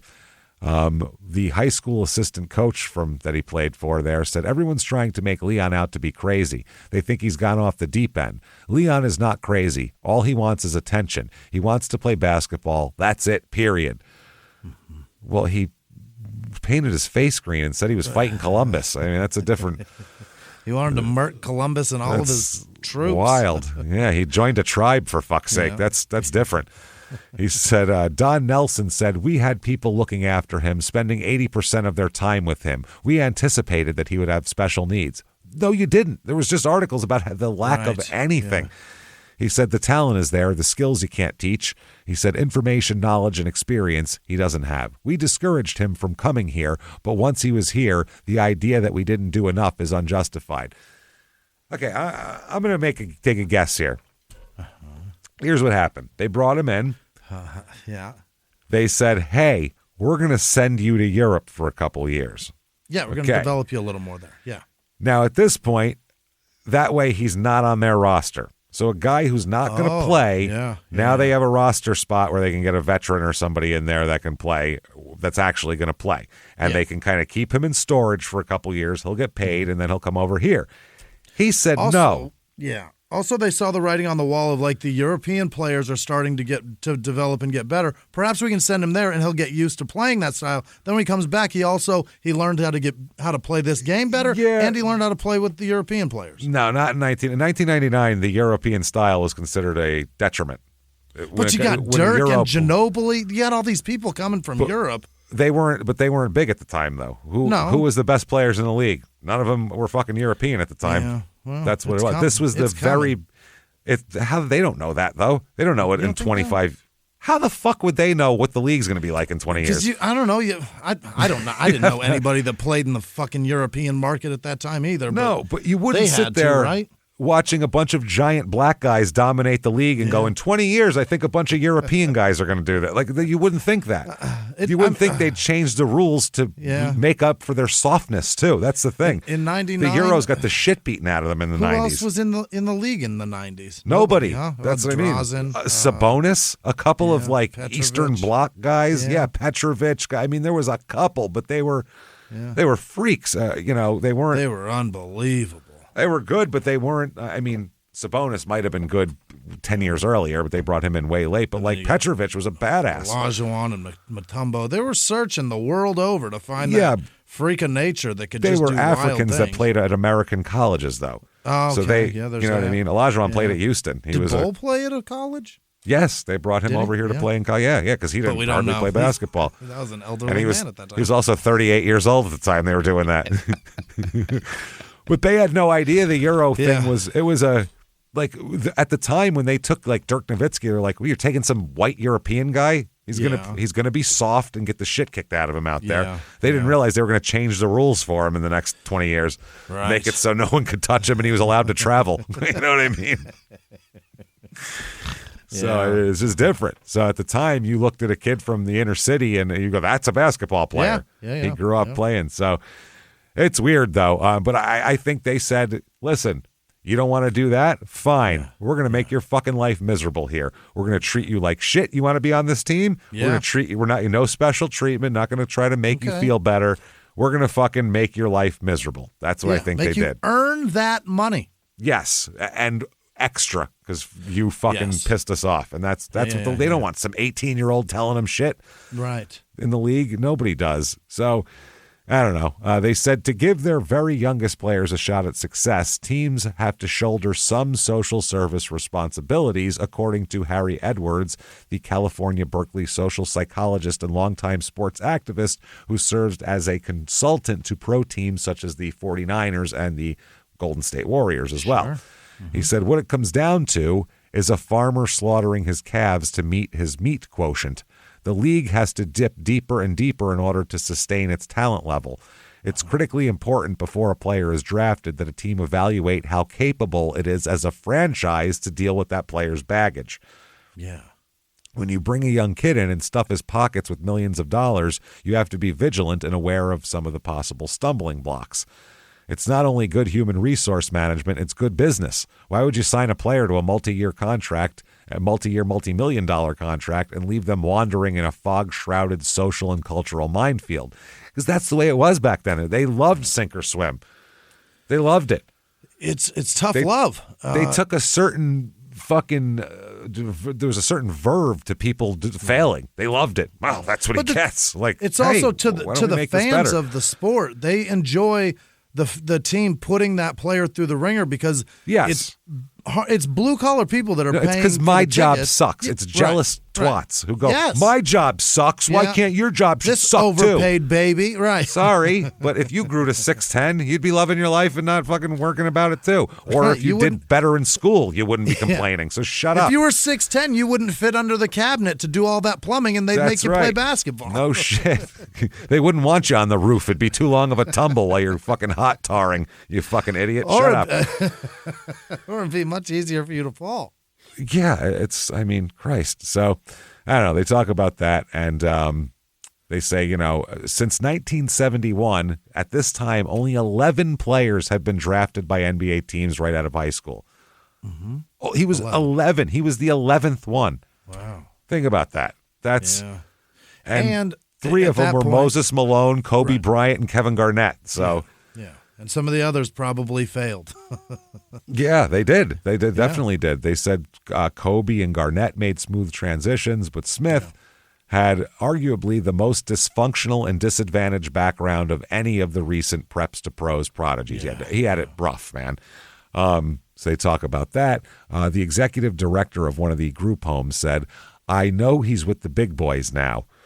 And there's certain expectations when you reach this level, but he just turned 19 on November 2nd. He hasn't had a strong background. When you haven't had that parental backing, there's a hole in your life. While there has been a great opportunity, there's a lot of burden that goes with it. People have come out of the woodwork wanting money from him. Everybody talks about that. They all want money from him.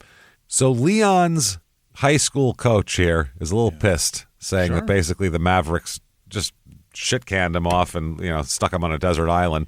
He said he's doing better. There's a lot of things going on that I'm not at liberty to talk about, but I will say this: the Mavericks aren't worth a darn. Wow, that's pretty funny. They said it's different from high school to the NBA. That's why college is a good transition. They said, they talked about responsibility and accountability. One of the guys said that knew him and said, if you're late in high school, you do an extra lap. If you're late in the NBA, you get fined $1,000. Yeah. He said, I personally think he needed to be in college, living in a dorm, going to a cafeteria where his meals were cooked for him, and have that experience as an estuary into adulthood and professional ball. This guy said, I've worked with a lot of kids from broken homes, but hey, I'm not saying a few here or there is going to erase what's happened to him over the last 18 years. Some days he was great, and some days he wasn't so receptive. That's normal for a teenager. He has an agent based out of Tucson, which is a bad sign. Yeah. Matt Muehlbach declined to comment about the treatment by the Mavericks and said, because of that, we're all optimistic. He said, though, that he's satisfied with their response to his aspirin overdose and all that kind of shit. Oh, my God. So they said the agent said that he thought Smith would benefit from being with an NBA team with greater resources rather than going to like the CBA or something. He said there's an argument to be made that that's better for someone like Leon. It's not like those leagues are easy leagues either. Yeah. Don Nelson said, I used to look at it differently, meaning drafting a player with no college experience. He said, because the draft is so weak now, I thought if you're ever going to get lucky, it's worth the gamble. He's like, it's a shit draft. There was nobody else anyway. So we're going to take Sean Marion. Yeah, come on. Stupid shot. Well, they didn't have Sean. They couldn't have taken Sean Marion. Yeah. They wish they had Sean Marion. He was fucking great. He was a great player, Sean Marion. I hated his every time he shot the ball. Shot I was like, was oh, goofy. no. But he still put up 20 a game, and his D was nasty. He was Still fucking... didn't trust any time he shot that ball. No, it was so ugly. I don't know how it would go in. I can't believe it. A shot was uglier than Manute Bulls, and somehow it went in. Yeah. He said, if you're ever going to get lucky, it's worth the gamble, but these players need so much work. Nowadays, their contracts are 3 or 4 years, so about the time they get good, they're free agents. I've changed my opinion about it. Mm-hmm. Okay, well, there's that. So December 7th, 1999, oh boy, here we go. A judge issues an arrest warrant for Leon after learning that he left Illinois to go to Texas, which he wasn't allowed to do, to receive psychiatric treatment. Well, that seems like they should give him a pass. That's one of those, yeah. The judge, though, said his bond slip states that he can't leave the jurisdiction of the court. Oh, boy. And the team president said this is no longer a basketball issue. Leon must focus on getting the care he needs. This action allows him to concentrate solely on that. The Mavericks have suspended him for an indefinite period. Indefinite. We're talking about it. Yeah, they said, good, legal trouble. Now we can suspend him. Perfect. That's what they did. The Mavericks are shit in this situation. I blame them. They exacerbating it, at least. They picked a guy who needed certain stuff that they weren't prepared to give them. So it's their fault at that point. It's an 18-year-old kid. You're a multi-billion-dollar corporation. Figure it out. You know what I mean? Wow. So they said that his lawyer would press for a court order blocking execution of the warrant, but expressed doubt that Smith would be arrested in the hospital in any case. He said if the courts insist on bringing his client to Chicago, he would find a way for him to surrender there. Wow. And then his agent also said, or his former high school coach said, he's not a very worldly 19-year-old. Okay. Well, what are you looking for? How many are worldly 19-year-olds? It's an oxymoron. The word you're looking for is he's street. He knows a neighborhood. He knows how to do things that are not supposed to be known how to do. He doesn't even know that because he was in a group home. He just knows, like, it's like saying he's a tall midget. Like, it's a dumb thing to say. It's just stupid. So, why would you expect a 19-year-old to be worldly? No shit, man. So they talk about, now there's a problem again. This is December 7th, 1999, and this is from the St. Cloud Times. The headline is, not all teenagers mature enough for pro sports. I would say very, very few teenagers are mature enough. Not all of them. Let's reverse that too. Not all of them are. Yeah, there's like one every 3 years at the time who was mature enough. So it says, quote, he was screaming last Friday, reports say, as he smashed in the car windows of his ex-girlfriend's mother. That's not good. Nope. He was cursing all those who had let him down and deserted him, at least in his mind. Pretty soon he was arrested for the second time in a week. The next morning, when he went to see the judge, a public defender had to advise him he didn't even have a lawyer. Wow. Later, the judge says he was amazed about that. The prisoner standing before him was an NBA first-round pick with a $1.45 million contract. normally when someone like that comes before the court, they have an attorney. Right. So they said that this is crazy. They said it's a message and a warning. Life swirls around a 19-year-old stuck in confusing no man's land. Still something of a child, not quite yet an adult. He's not a girl, he's not yet a woman. That's the problem. He just plays that song over and over again and goes, "Girl, I hear you. I hear you, Brittany. Sing it, baby. Come on now. I hear you, girl. You're singing to my soul. Not yet a woman. Come on, girl. Boy. Give it to me." One day. One day. So, yeah, they just go on to say basically, fucking, think of Kobe Bryant and Kevin Garnett, and that's not him. What about all the Leon Smiths? Yeah, what about the Leon Smiths? So they had to think about that. It's just ridiculous. What are you going to do with this guy, though? He's got so many mental issues and abandonment issues, and the NBA is literally abandoning people every day. That's all they do. Yeah. That's all they do. Yeah, you're family 1 minute, and the next minute you're literally not allowed in the facility anymore. And you're trade bait to get somebody else better, and we're going to just send 5 shit bodies to fucking Orlando to get somebody else. No shit. So to get somebody else here. So yeah, there's all these articles talking about, all of this shit. They talk about how, when he was drafted, it was a big deal, and his friends were so excited, and everything was going to be fine. But his old coach said, "I remember saying to myself, I never thought it would happen. I thought it was going to be a fast life for him. Leon was not a quick adjuster. I thought it was going to be too much for him. He had so much to overcome." Yeah. Well, they were fucking right. They said everyone has to have someone to lean on. It appears Leon does not have that support. Mm-hmm. Jesus Christ. Was Sean Kemp a high school NBA guy too? Yeah. Yeah. I think Sean Kemp. No. He played junior college for a year. Okay. All right. Or some shit like that. He played some college, I believe. May as well be high school. Might as well have been, yeah. So they said also him and his brother are complete opposites. Jerry's very outgoing and Leon's really private. The lady who ran one of the houses he lived in, one of the group homes, said he doesn't want people to know his business. He's always been very sensitive. And I guess so. One says here that they said that the reason he had to leave the one program is because they didn't have a teen program.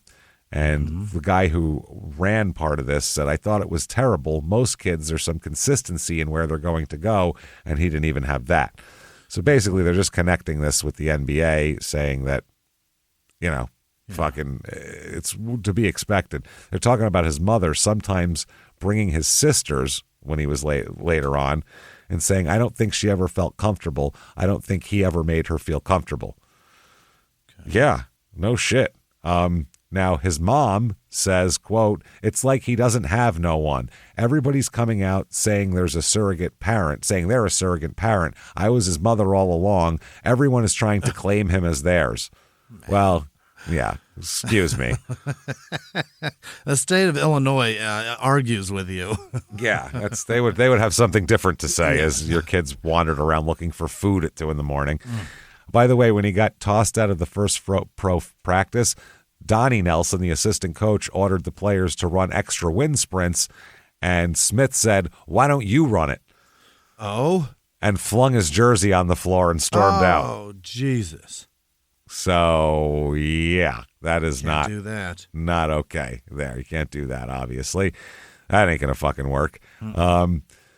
So, obviously, he's got issues. And Don Nelson said, "The young man is in serious need of help. I've known that for some time, and I hope he gets it." Now, I think he doesn't. I think he doesn't care, and I think he's thrilled that he broke this kid because now he gets to fill that roster spot with somebody else. That's what I think. Yeah. I'm just saying, in my opinion. On the team. Yeah. That's what my opinion seems like. He didn't want him on the roster. He got stuck with him on the roster because he made a fucking stupid move trading for a guy that he didn't know shit about. And then he tried. Yeah. And then he got this train wreck of a person who needs things. Yeah, he's not capable of doing it. Not even it may not. He's certainly capable of helping him. He just Why do that when there's another guy that is probably better and doesn't need the help? It doesn't need. You can get some veteran. Yeah. Some guy signing a veteran minimum contract and get him on the bench. Koncak's out there somewhere. Yeah, something. No shit. John Koncak is available, people. We can get Frank Burkowski out of retirement right now. In a second.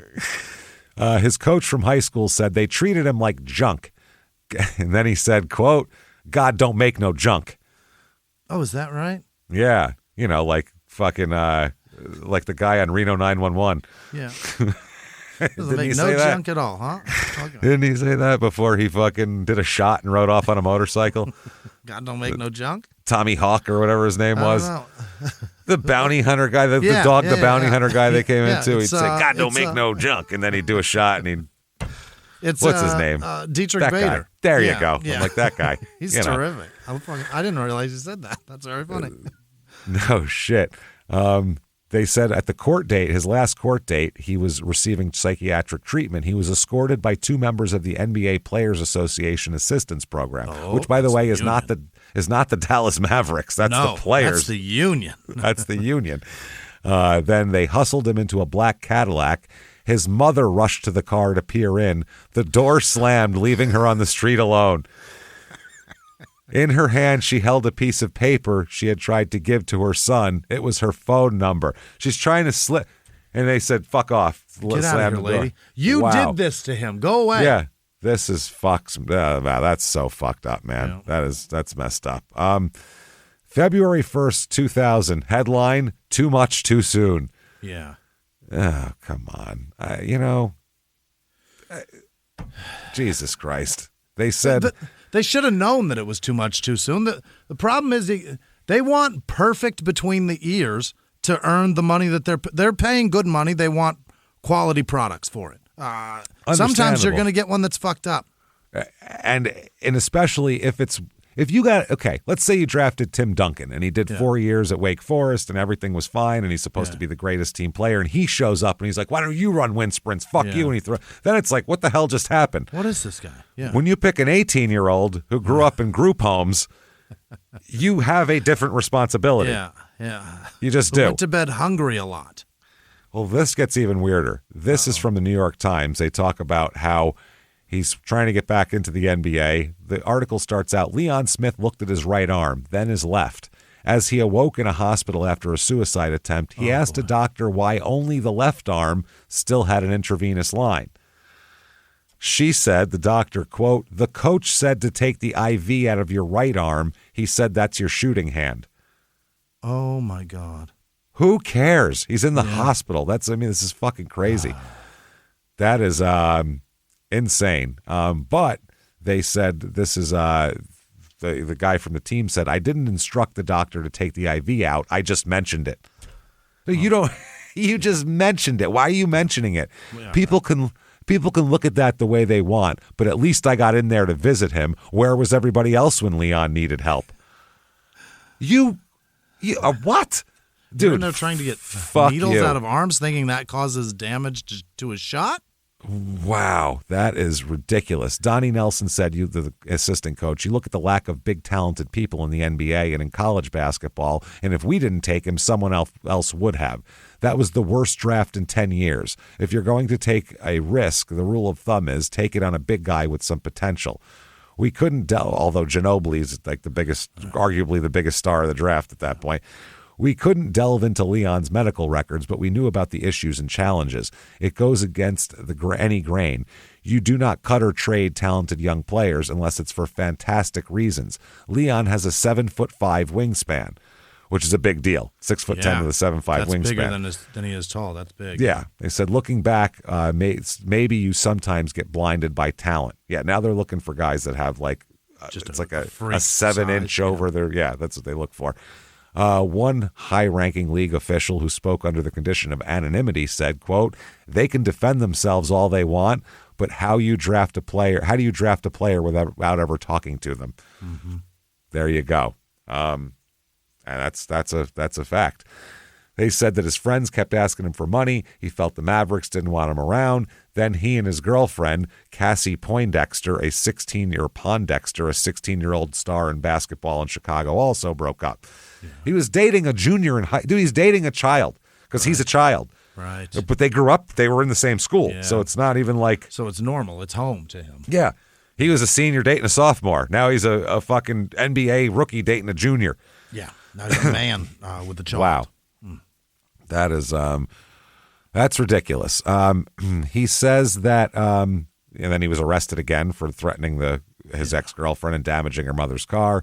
He said, "I'm not afraid to tell anyone that I was hurt because I was. When you care for someone, you want to see them. I had to get past that." Right. Yeah, he didn't even know how to deal with a girlfriend's breakup. Never mind be in the fucking NBA.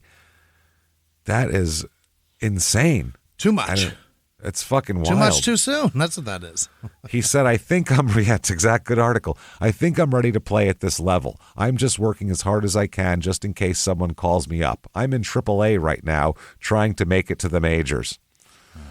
Okay. February 2nd, like the next day, the Mavericks release him. Ooh. He is released by the Mavericks there, so they have to pay him. They have to give him his $1.45 million, which is interesting. But they're trying to see if another team will deal that. If not, the Mavs have to pay it out over 10 years, so they don't have to pay him all right away. It should be like a job. Like if you fire someone and you got to pay them what you owe them at the time you fire them, it should be the same thing in the NBA. If you cut a guy, you should have to pay out his whole contract right there. Sure, yeah. Here's a check, walk out the door. You told him to stay here. What the fuck? You fucking signed it. He couldn't just leave. Right. So if you're going to cut him, you have to pay him. Yeah. That's how it should be. Anyway, it's the NBA Player Association chief Billy Hunter, who is personally representing Smith, said that several teams have inquired about him. He said, "My ambition is to move ahead with the second phase, and that's the rebirth of Leon Smith, and I'm extremely hopeful that will happen." Let's hope so. Jesus Christ. Smith never played a game with the Mavericks. A change in ownership almost kept him with this team because incoming owner Mark Cuban didn't want to write him off, they said. Really? He said, wait, because he wasn't the owner till now. Yeah. He said, "Why are we getting rid of this guy? He's a young guy, blah, blah, blah, blah, blah." Hang on to him a minute. The team president said Mark wanted to explore the option of Leon staying with us, and we did that to his satisfaction. They got rid of him and told these people are scumbags underneath Cuban at this time. Yeah. But Mark made it clear from the very beginning that whatever the Players Association thought was in Leon's best interest is what we would do. Okay, May 17th, 2000, he is going to plead guilty here. He's going to plead guilty to criminal damage to property. Yeah. And he is also going to have to go to, I guess this is in domestic violence court, and this includes an order he stay away from the residence of his former girlfriend and that he have medical attention on a consistent basis. They dropped the I guess they had charges of aggravated assault violations from a previous protection order, and a bail bond were dropped. Oh. So all of the charges stemmed from an ill-fated visit made by Smith to Chicago in December when he was undergoing psychiatric treatment. He was jailed on charges of brandishing a gun at his 16-year-old former girlfriend. Oh, boy. Then smashing the windows of his mother's car. Wow. He loves smashing windows. Sure does. This is crazy. So he is going to be put on probation here, it looks like. And they tell him, "You, sir, may fuck off." 18 months of probation. That's a long time. That's a long time, 18 months. For a kid that age, yeah. Right. That's a real young time. Dang. That's a long time for a young kid. So he's sitting around just trying to figure out what the fuck he's going to do with his life now. What do you do? Yeah. Yeah. Where do you play? He's got 18 months to work it out. He's got this guy, Billy Hunter's trying to help him find a place to go. And this could be good because they would find a situation where the team knows what they're dealing with and is willing to take that on as well. Right. You know what I mean now, because everybody understands things now. But for now, he's sitting around. He starts thinking about fighting Columbus again. Uh-huh. And then out of nowhere, the clouds part. Yeah. The clouds part, and there's a knock on his roof. It's not even on the door. It's on the roof because the clouds have parted. And it's God. Yeah. It's God himself. And he says...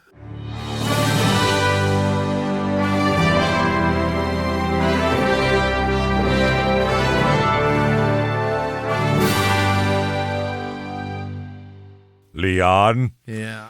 How is it you've come to arrive here, Leon? Leon. I gave you everything, Leon. Sure. No, I didn't give you a family or parents or food or love. Yeah. Or any sort of upbringing. But Leon, I made you very, very tall, Leon. That is the most important thing here. Height. I gave you the ability. I don't... You ruined my ending, damn it. Damn it, sorry. Jimmie, stepping on my toes? I shall smite thee for stepping on the jokes of God. The sandaled How feet. dare you? Anyway, blah, blah, blah. God don't make no junk.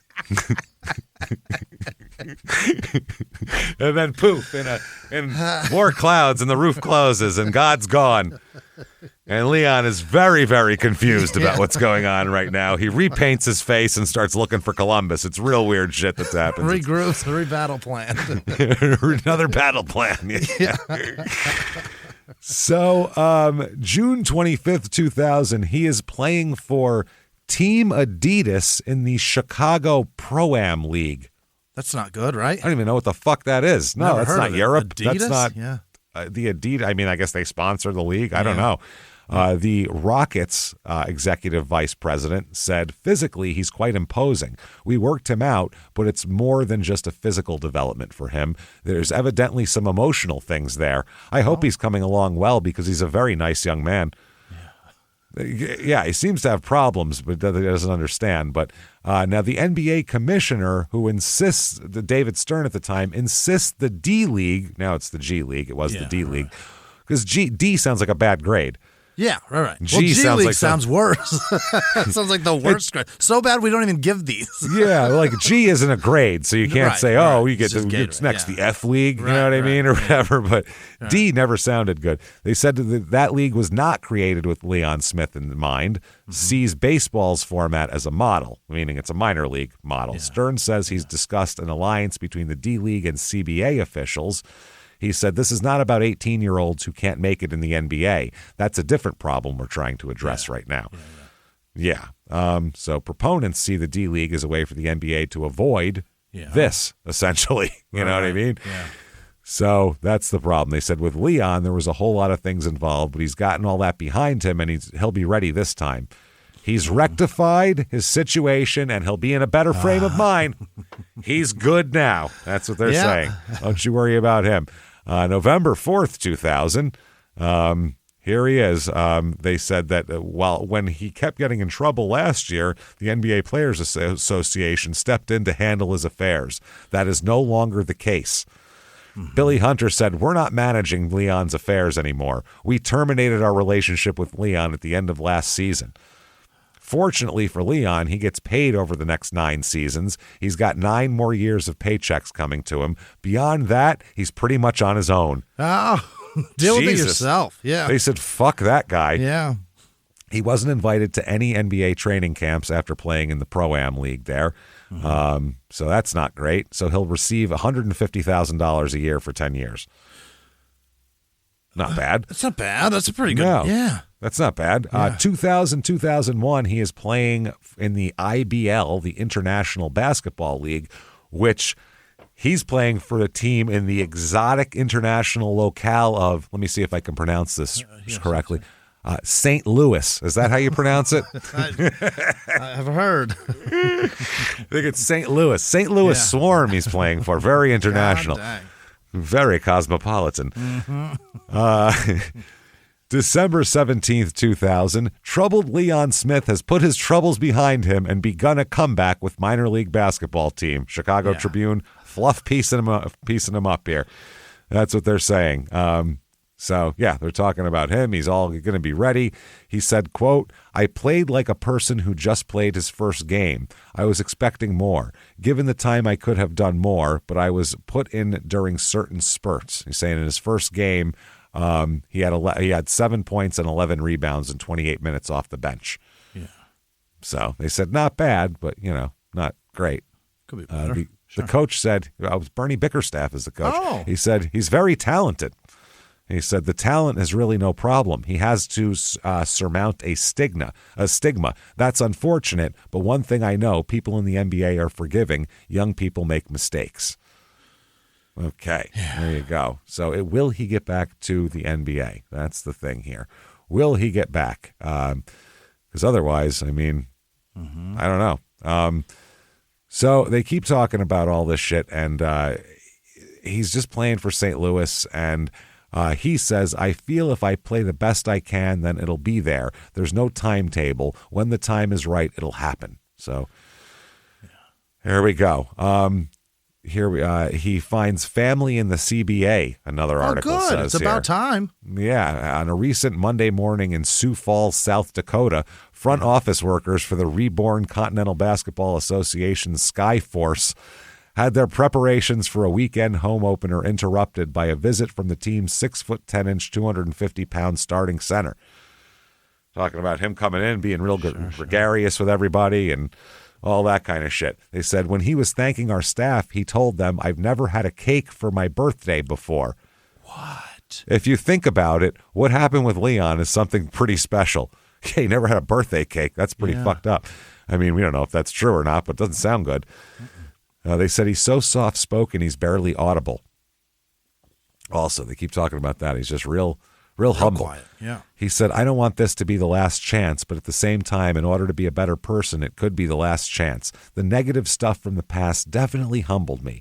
I had to let go of a lot of it and just focus on basketball again. Sure. All right, well, you should do that. Absolutely. The one coach said he's a pleasure to work with and blah, blah, blah, blah, blah. So they said Smith was released. He said because he signed, I guess he signed with the Globetrotters for a minute here. Fine, he got invited to a tryout camp, and they said that, they liked him, but he fell outside of our tolerance ban. I don't know what that means. Okay. I don't know. I don't even know what that is. Tolerance for what? Aspirin? I don't know. It's not a good tolerance for those. But he says, I just couldn't seem to get a break, and when I did, I messed it up. That's what he said. So he's having a problem. Everybody he has tremendous potential, raw ability, all this type of shit. But at some point, you have to actually put it all together. So he's trying to. He says sometimes it's easy. He said sometimes it's just being in the right spot, and other times it takes that extra step to get open.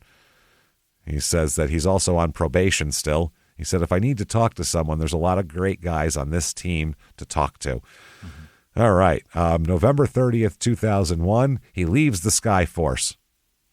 Oh? Yeah. In one of the least surprising developments in recent CBA history, Leon Smith's closely watched comeback attempt in Sioux Falls has ended abruptly. 4 games it lasted, by the way. Yeah. That's a good career. Oh, yeah. So he had some problems. They said, the coach said, both Leon and I decided it would be best if he pursued his career elsewhere. That's fun, yeah. Which is not great if the fucking Sioux City or whatever the fuck Skyforce tell you that. Jesus Christ. They said, we're trying to decide what's best for Leon's future right now. I'm in the process of working on a trade with other CBA teams.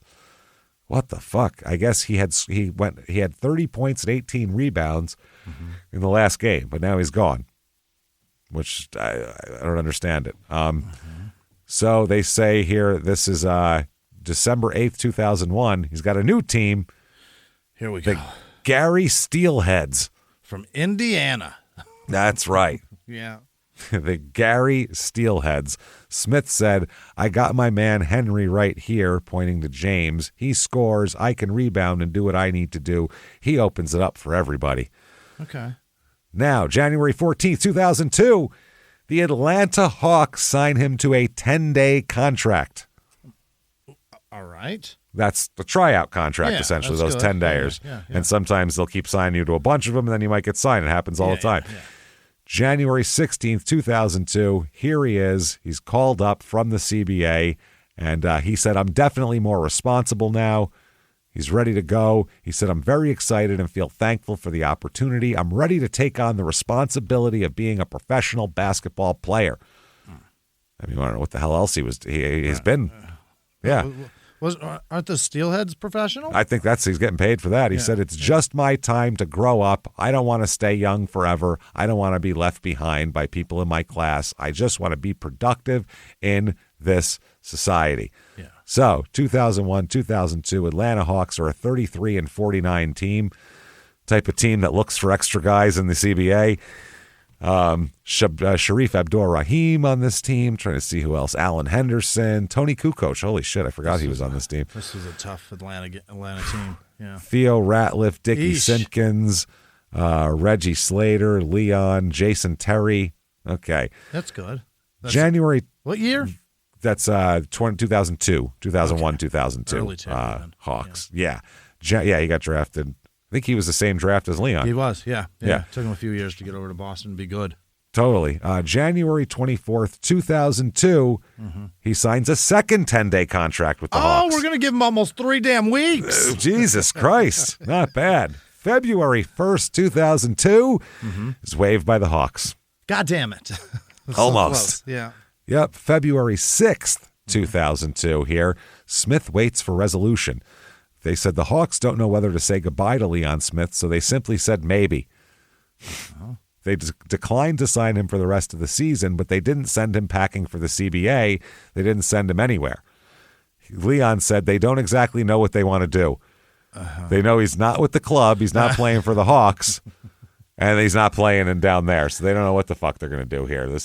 They don't know. They said we're going to see if Allen can practice hard, how close he'll be to ready, meaning Alan Henderson. Then we'll make a decision of what to do about Leon.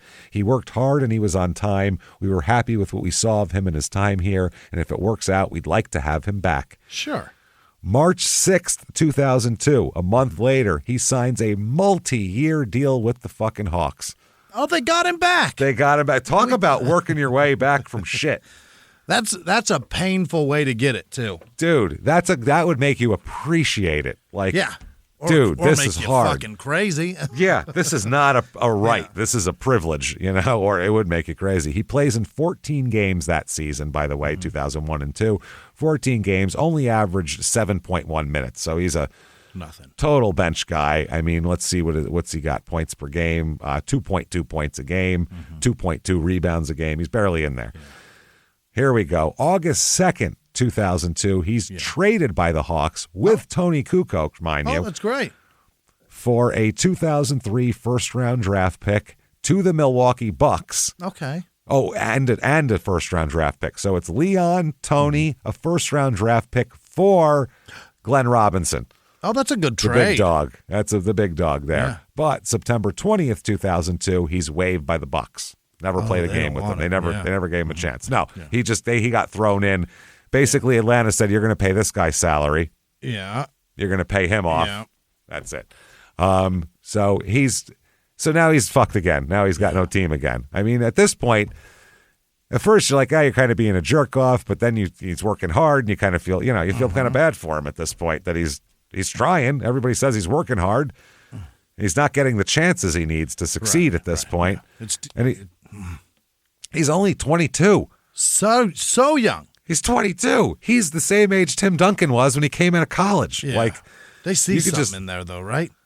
I would hope you see the last 4 years as college, basically, for him, I would imagine. But, I mean, you kind of feel bad for him, but not nearly as bad as you feel for Leon Smith. Oh, no.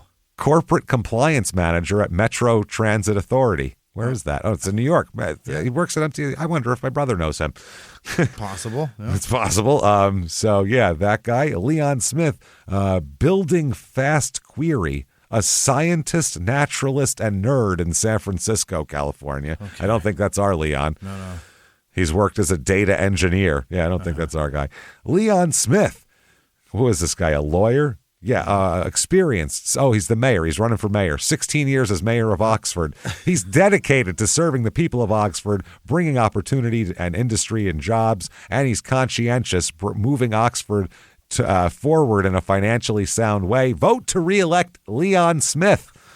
Oxford what? Don't know. Who the fuck knows? No idea. Yeah, he's got an American flag next to him in the picture, so it's definitely California Oxford, or Nebraska. something. Okay. Oxford, Alabama. There it is. Oxford, Alabama. Yeah. And then Leon Smith, hot tap / line stop technician. Mm-hmm. Okay, in the St. Louis, or I'm sorry, the greater Minneapolis area. Also, Leon Smith, general warehouse at Dollar General Warehouse. Oh, no. In Clarksville, Virginia. Didn't we? Wasn't that like? Weren't the warehouses like the worst places? Yes, they're bad. They're so fucking bad. Yeah. And then finally, Leon Smith, who in 2003 was on the run from Crime Stoppers of Central Indiana, who are offering a reward for his arrest, who was wanted on a variety of criminal charges under several different names. We're positive that's not him. We know well, he's 24. Huh? He's too young. He's too old, this guy. Yeah. Our guy would have been 23 at the time. He's charged with beating a woman. Oh. As his ex-girlfriend, as a matter of fact, here. Wow. The woman said Smith was walking with her down the street when he became angry and beat her. She flagged down a police officer who was driving toward them, and Smith ran into a nearby home in which he had been staying. They chased him inside but didn't find him, but they did find 2 guns and some crack. Oh. So he's got a whole bunch of charges coming up here. Now there's a real problem. Now he's got a lot of problems. October 31st, 2002. Mm-hmm. Our Leon here, he was with the Grand Rapids Hoops. Uh-oh. He had signed a contract with the Hoops and then abruptly left the team, saying he wants to play closer to his home in Chicago. Grand Rapids, Michigan, too far away. Yeah. The Hoops coach said Leon decided he wanted to play closer to home, something I had no indication would happen when we pursued to sign him with the Hoops. He said, this is unfortunate, but honestly, it's better it happened now than a week from now. Yeah.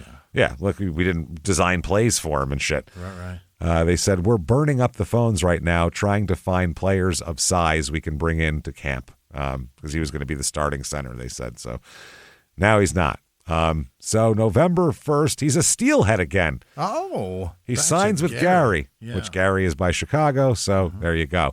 April 7th, 2003. Here we go.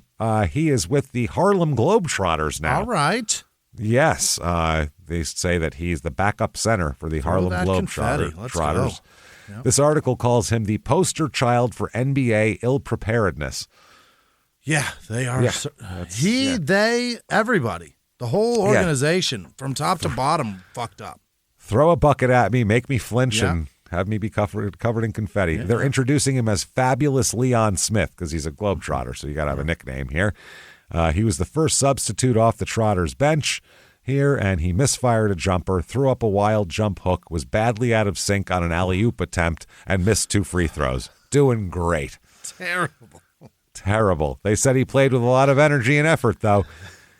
The problem with basketball is if it's like hitting a baseball. You can't just stop doing it for a while. Even if you stop for 2 weeks, you go back, you can't hit a fucking thing, and you can't hit a shot either. Yeah. You need like a little while to get in sync. And in a game situation, the speed is way different than practice, and there's no way to do that. 2003, May 21st here, Smith's return doesn't help rockers. No. Okay. The return of Leon Smith to the Fort Worth, Dallas area failed to spark the Texas Rim Rockers as they lost in overtime.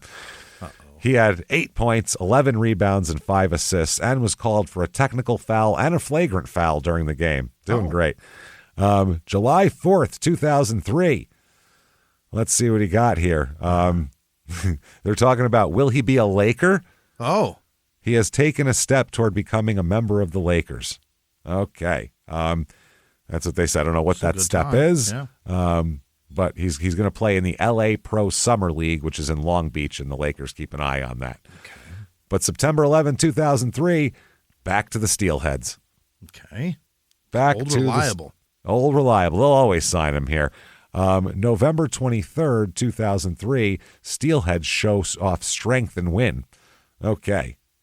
Just wait, says Leon Smith. You ain't seen nothing yet. Okay. He's doing well. He had 20 points and 10 rebounds that night. He's going to dominate, absolutely dominate here.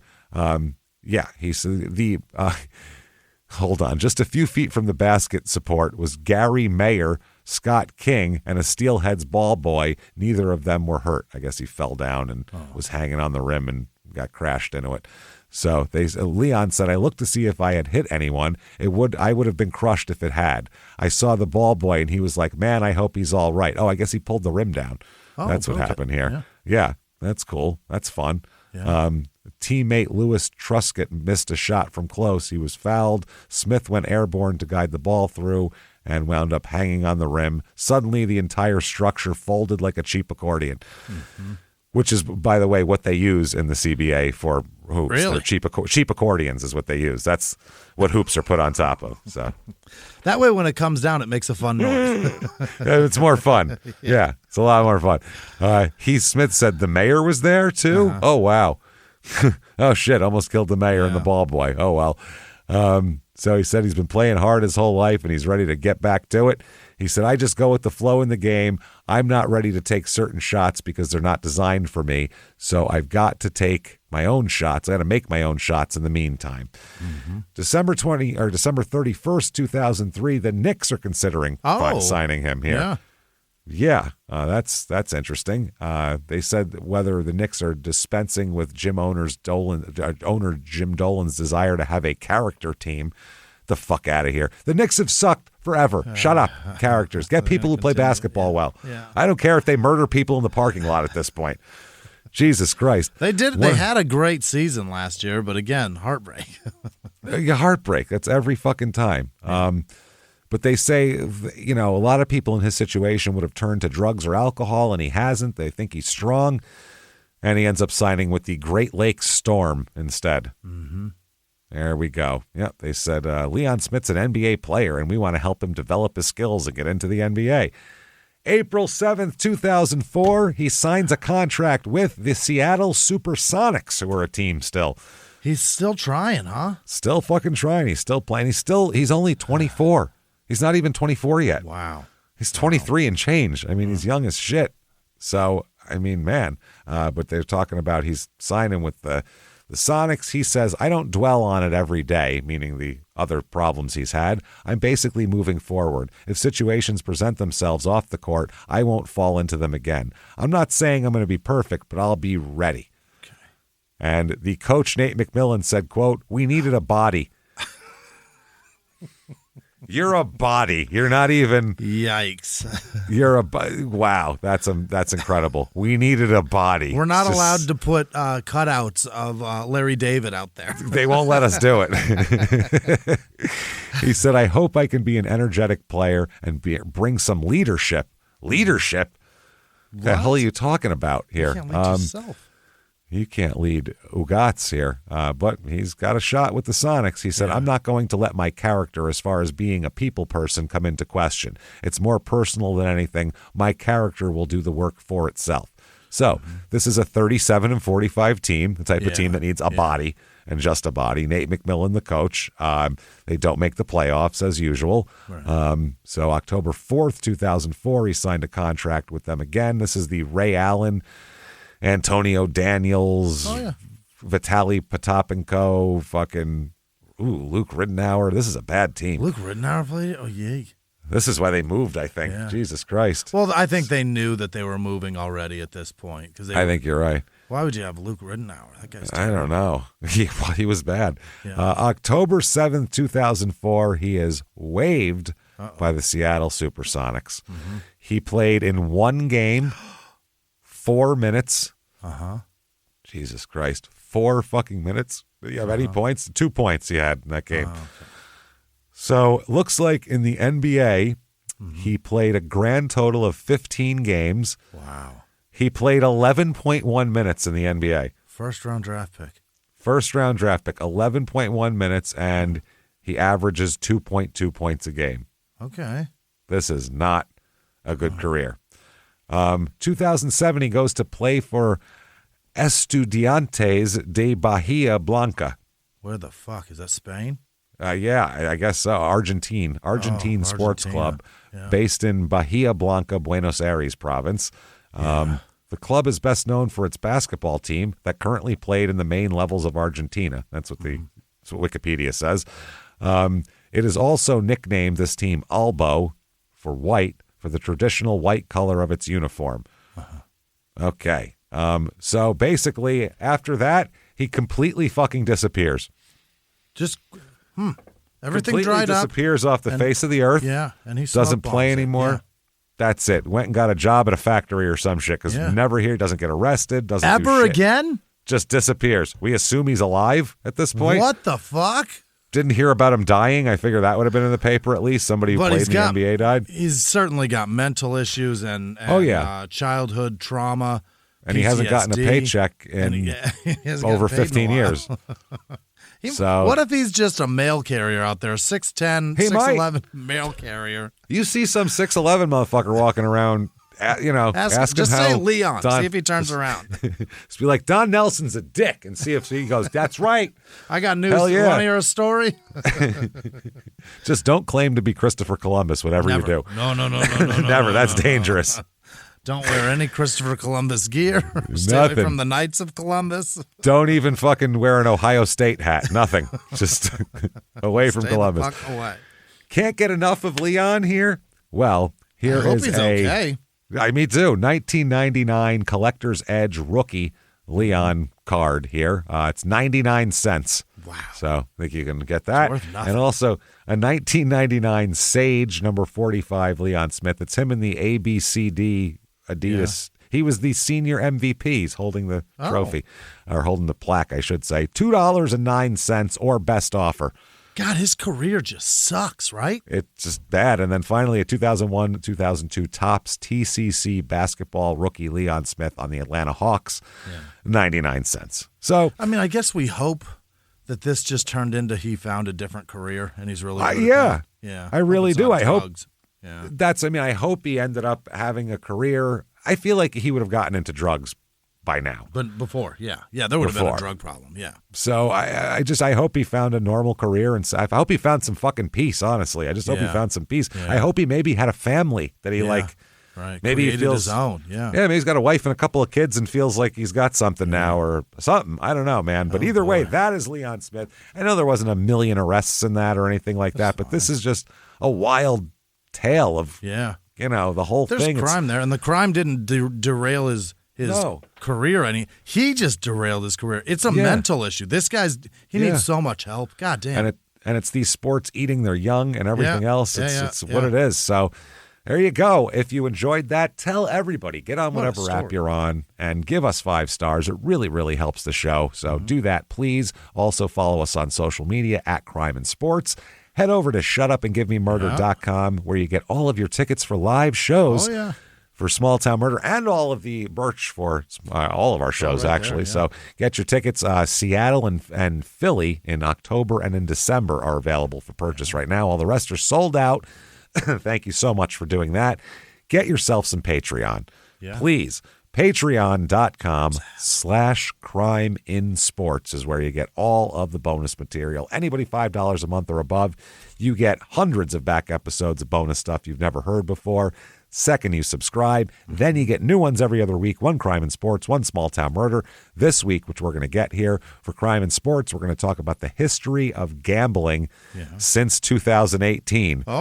When it became legal outside of Nevada, and all sorts of athletes are getting in trouble now because they can just do it on their phone, and it's people with a problem.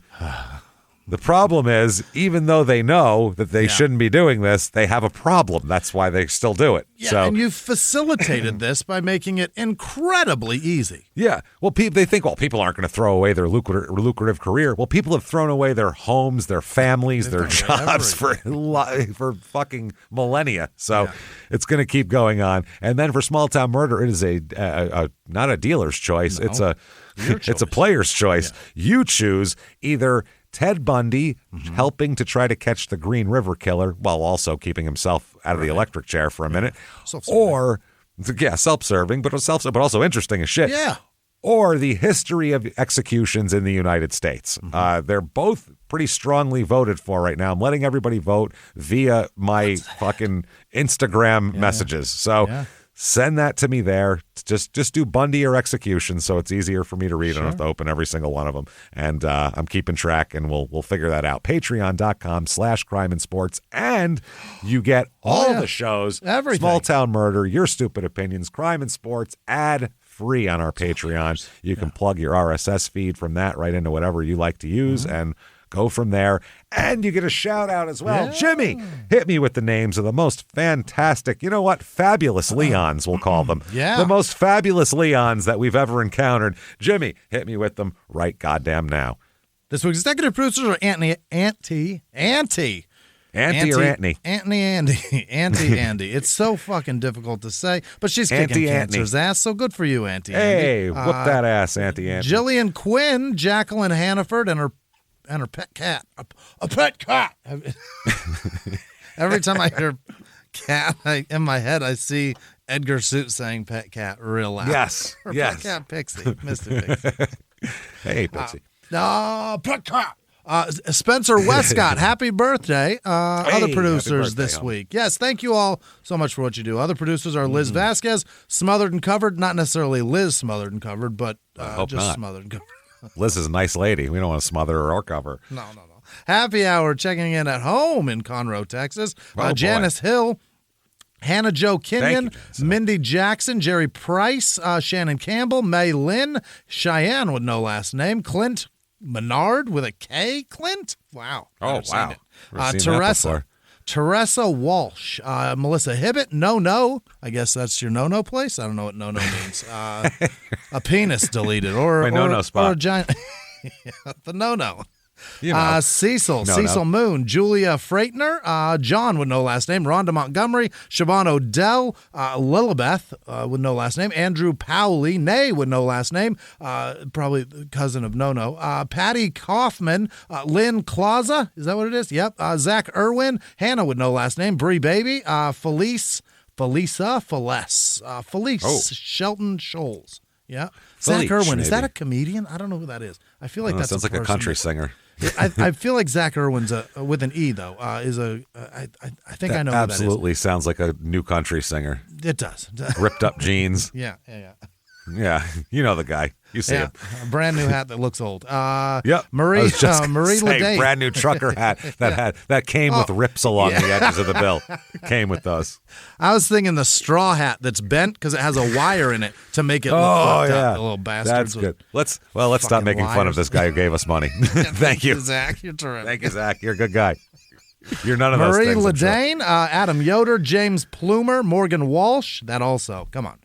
Gene Allen, Sarah with no last name, Grumpy Dufresne, Eric Thomas, Nick with no last name, Bill Rose, Kevin Pacheco, Jenny with no last name, Casey Robinson, Calypso with no last name, Jesse Marriott, Connie B, Ryan Murphy, hope it's not that one, Abby Smith, Doug McQuaid, Brian the Food Guy, Justin Bronig, Al B, Carlisle Coffee Norton. I'll be sure. Giving us Al money B. Now. He'll be whatever we want him to be. He's thinking about us night and day. Is that the problem? Al B, you go ahead and fill it in. I'll be that. Christopher McLean, Samantha Collins, Ann L. Gabe with no last name, Stephanie Massey, Mackenzie Mueller, History Pierce, Michael Jackson. Sure. Well, we already got I'll be sure money. Yeah. We got night and day money. Let's get that Thriller money too. Fuck it. Why not? Well, get that Man in the Mirror cast. Chol Tong, K with no last name. Just the letter K. Caleb Stutz, D. Freed, Mr. Ballsack, probably not. Diabon, the writer or the man? The man. Caitlin McMurphy. Drew with no last name. Faith Vieira. Marie with no last name. Katie with no last name. Jane Story. Kaylee with no last name. Chris W. Black Rain 4. Zero with no last name. British Blonde Style. Antner. Noah with no last name. Noah Guinta. Rebecca Morlock. Brandon Bujel. Aaron Morris. Dan Kook.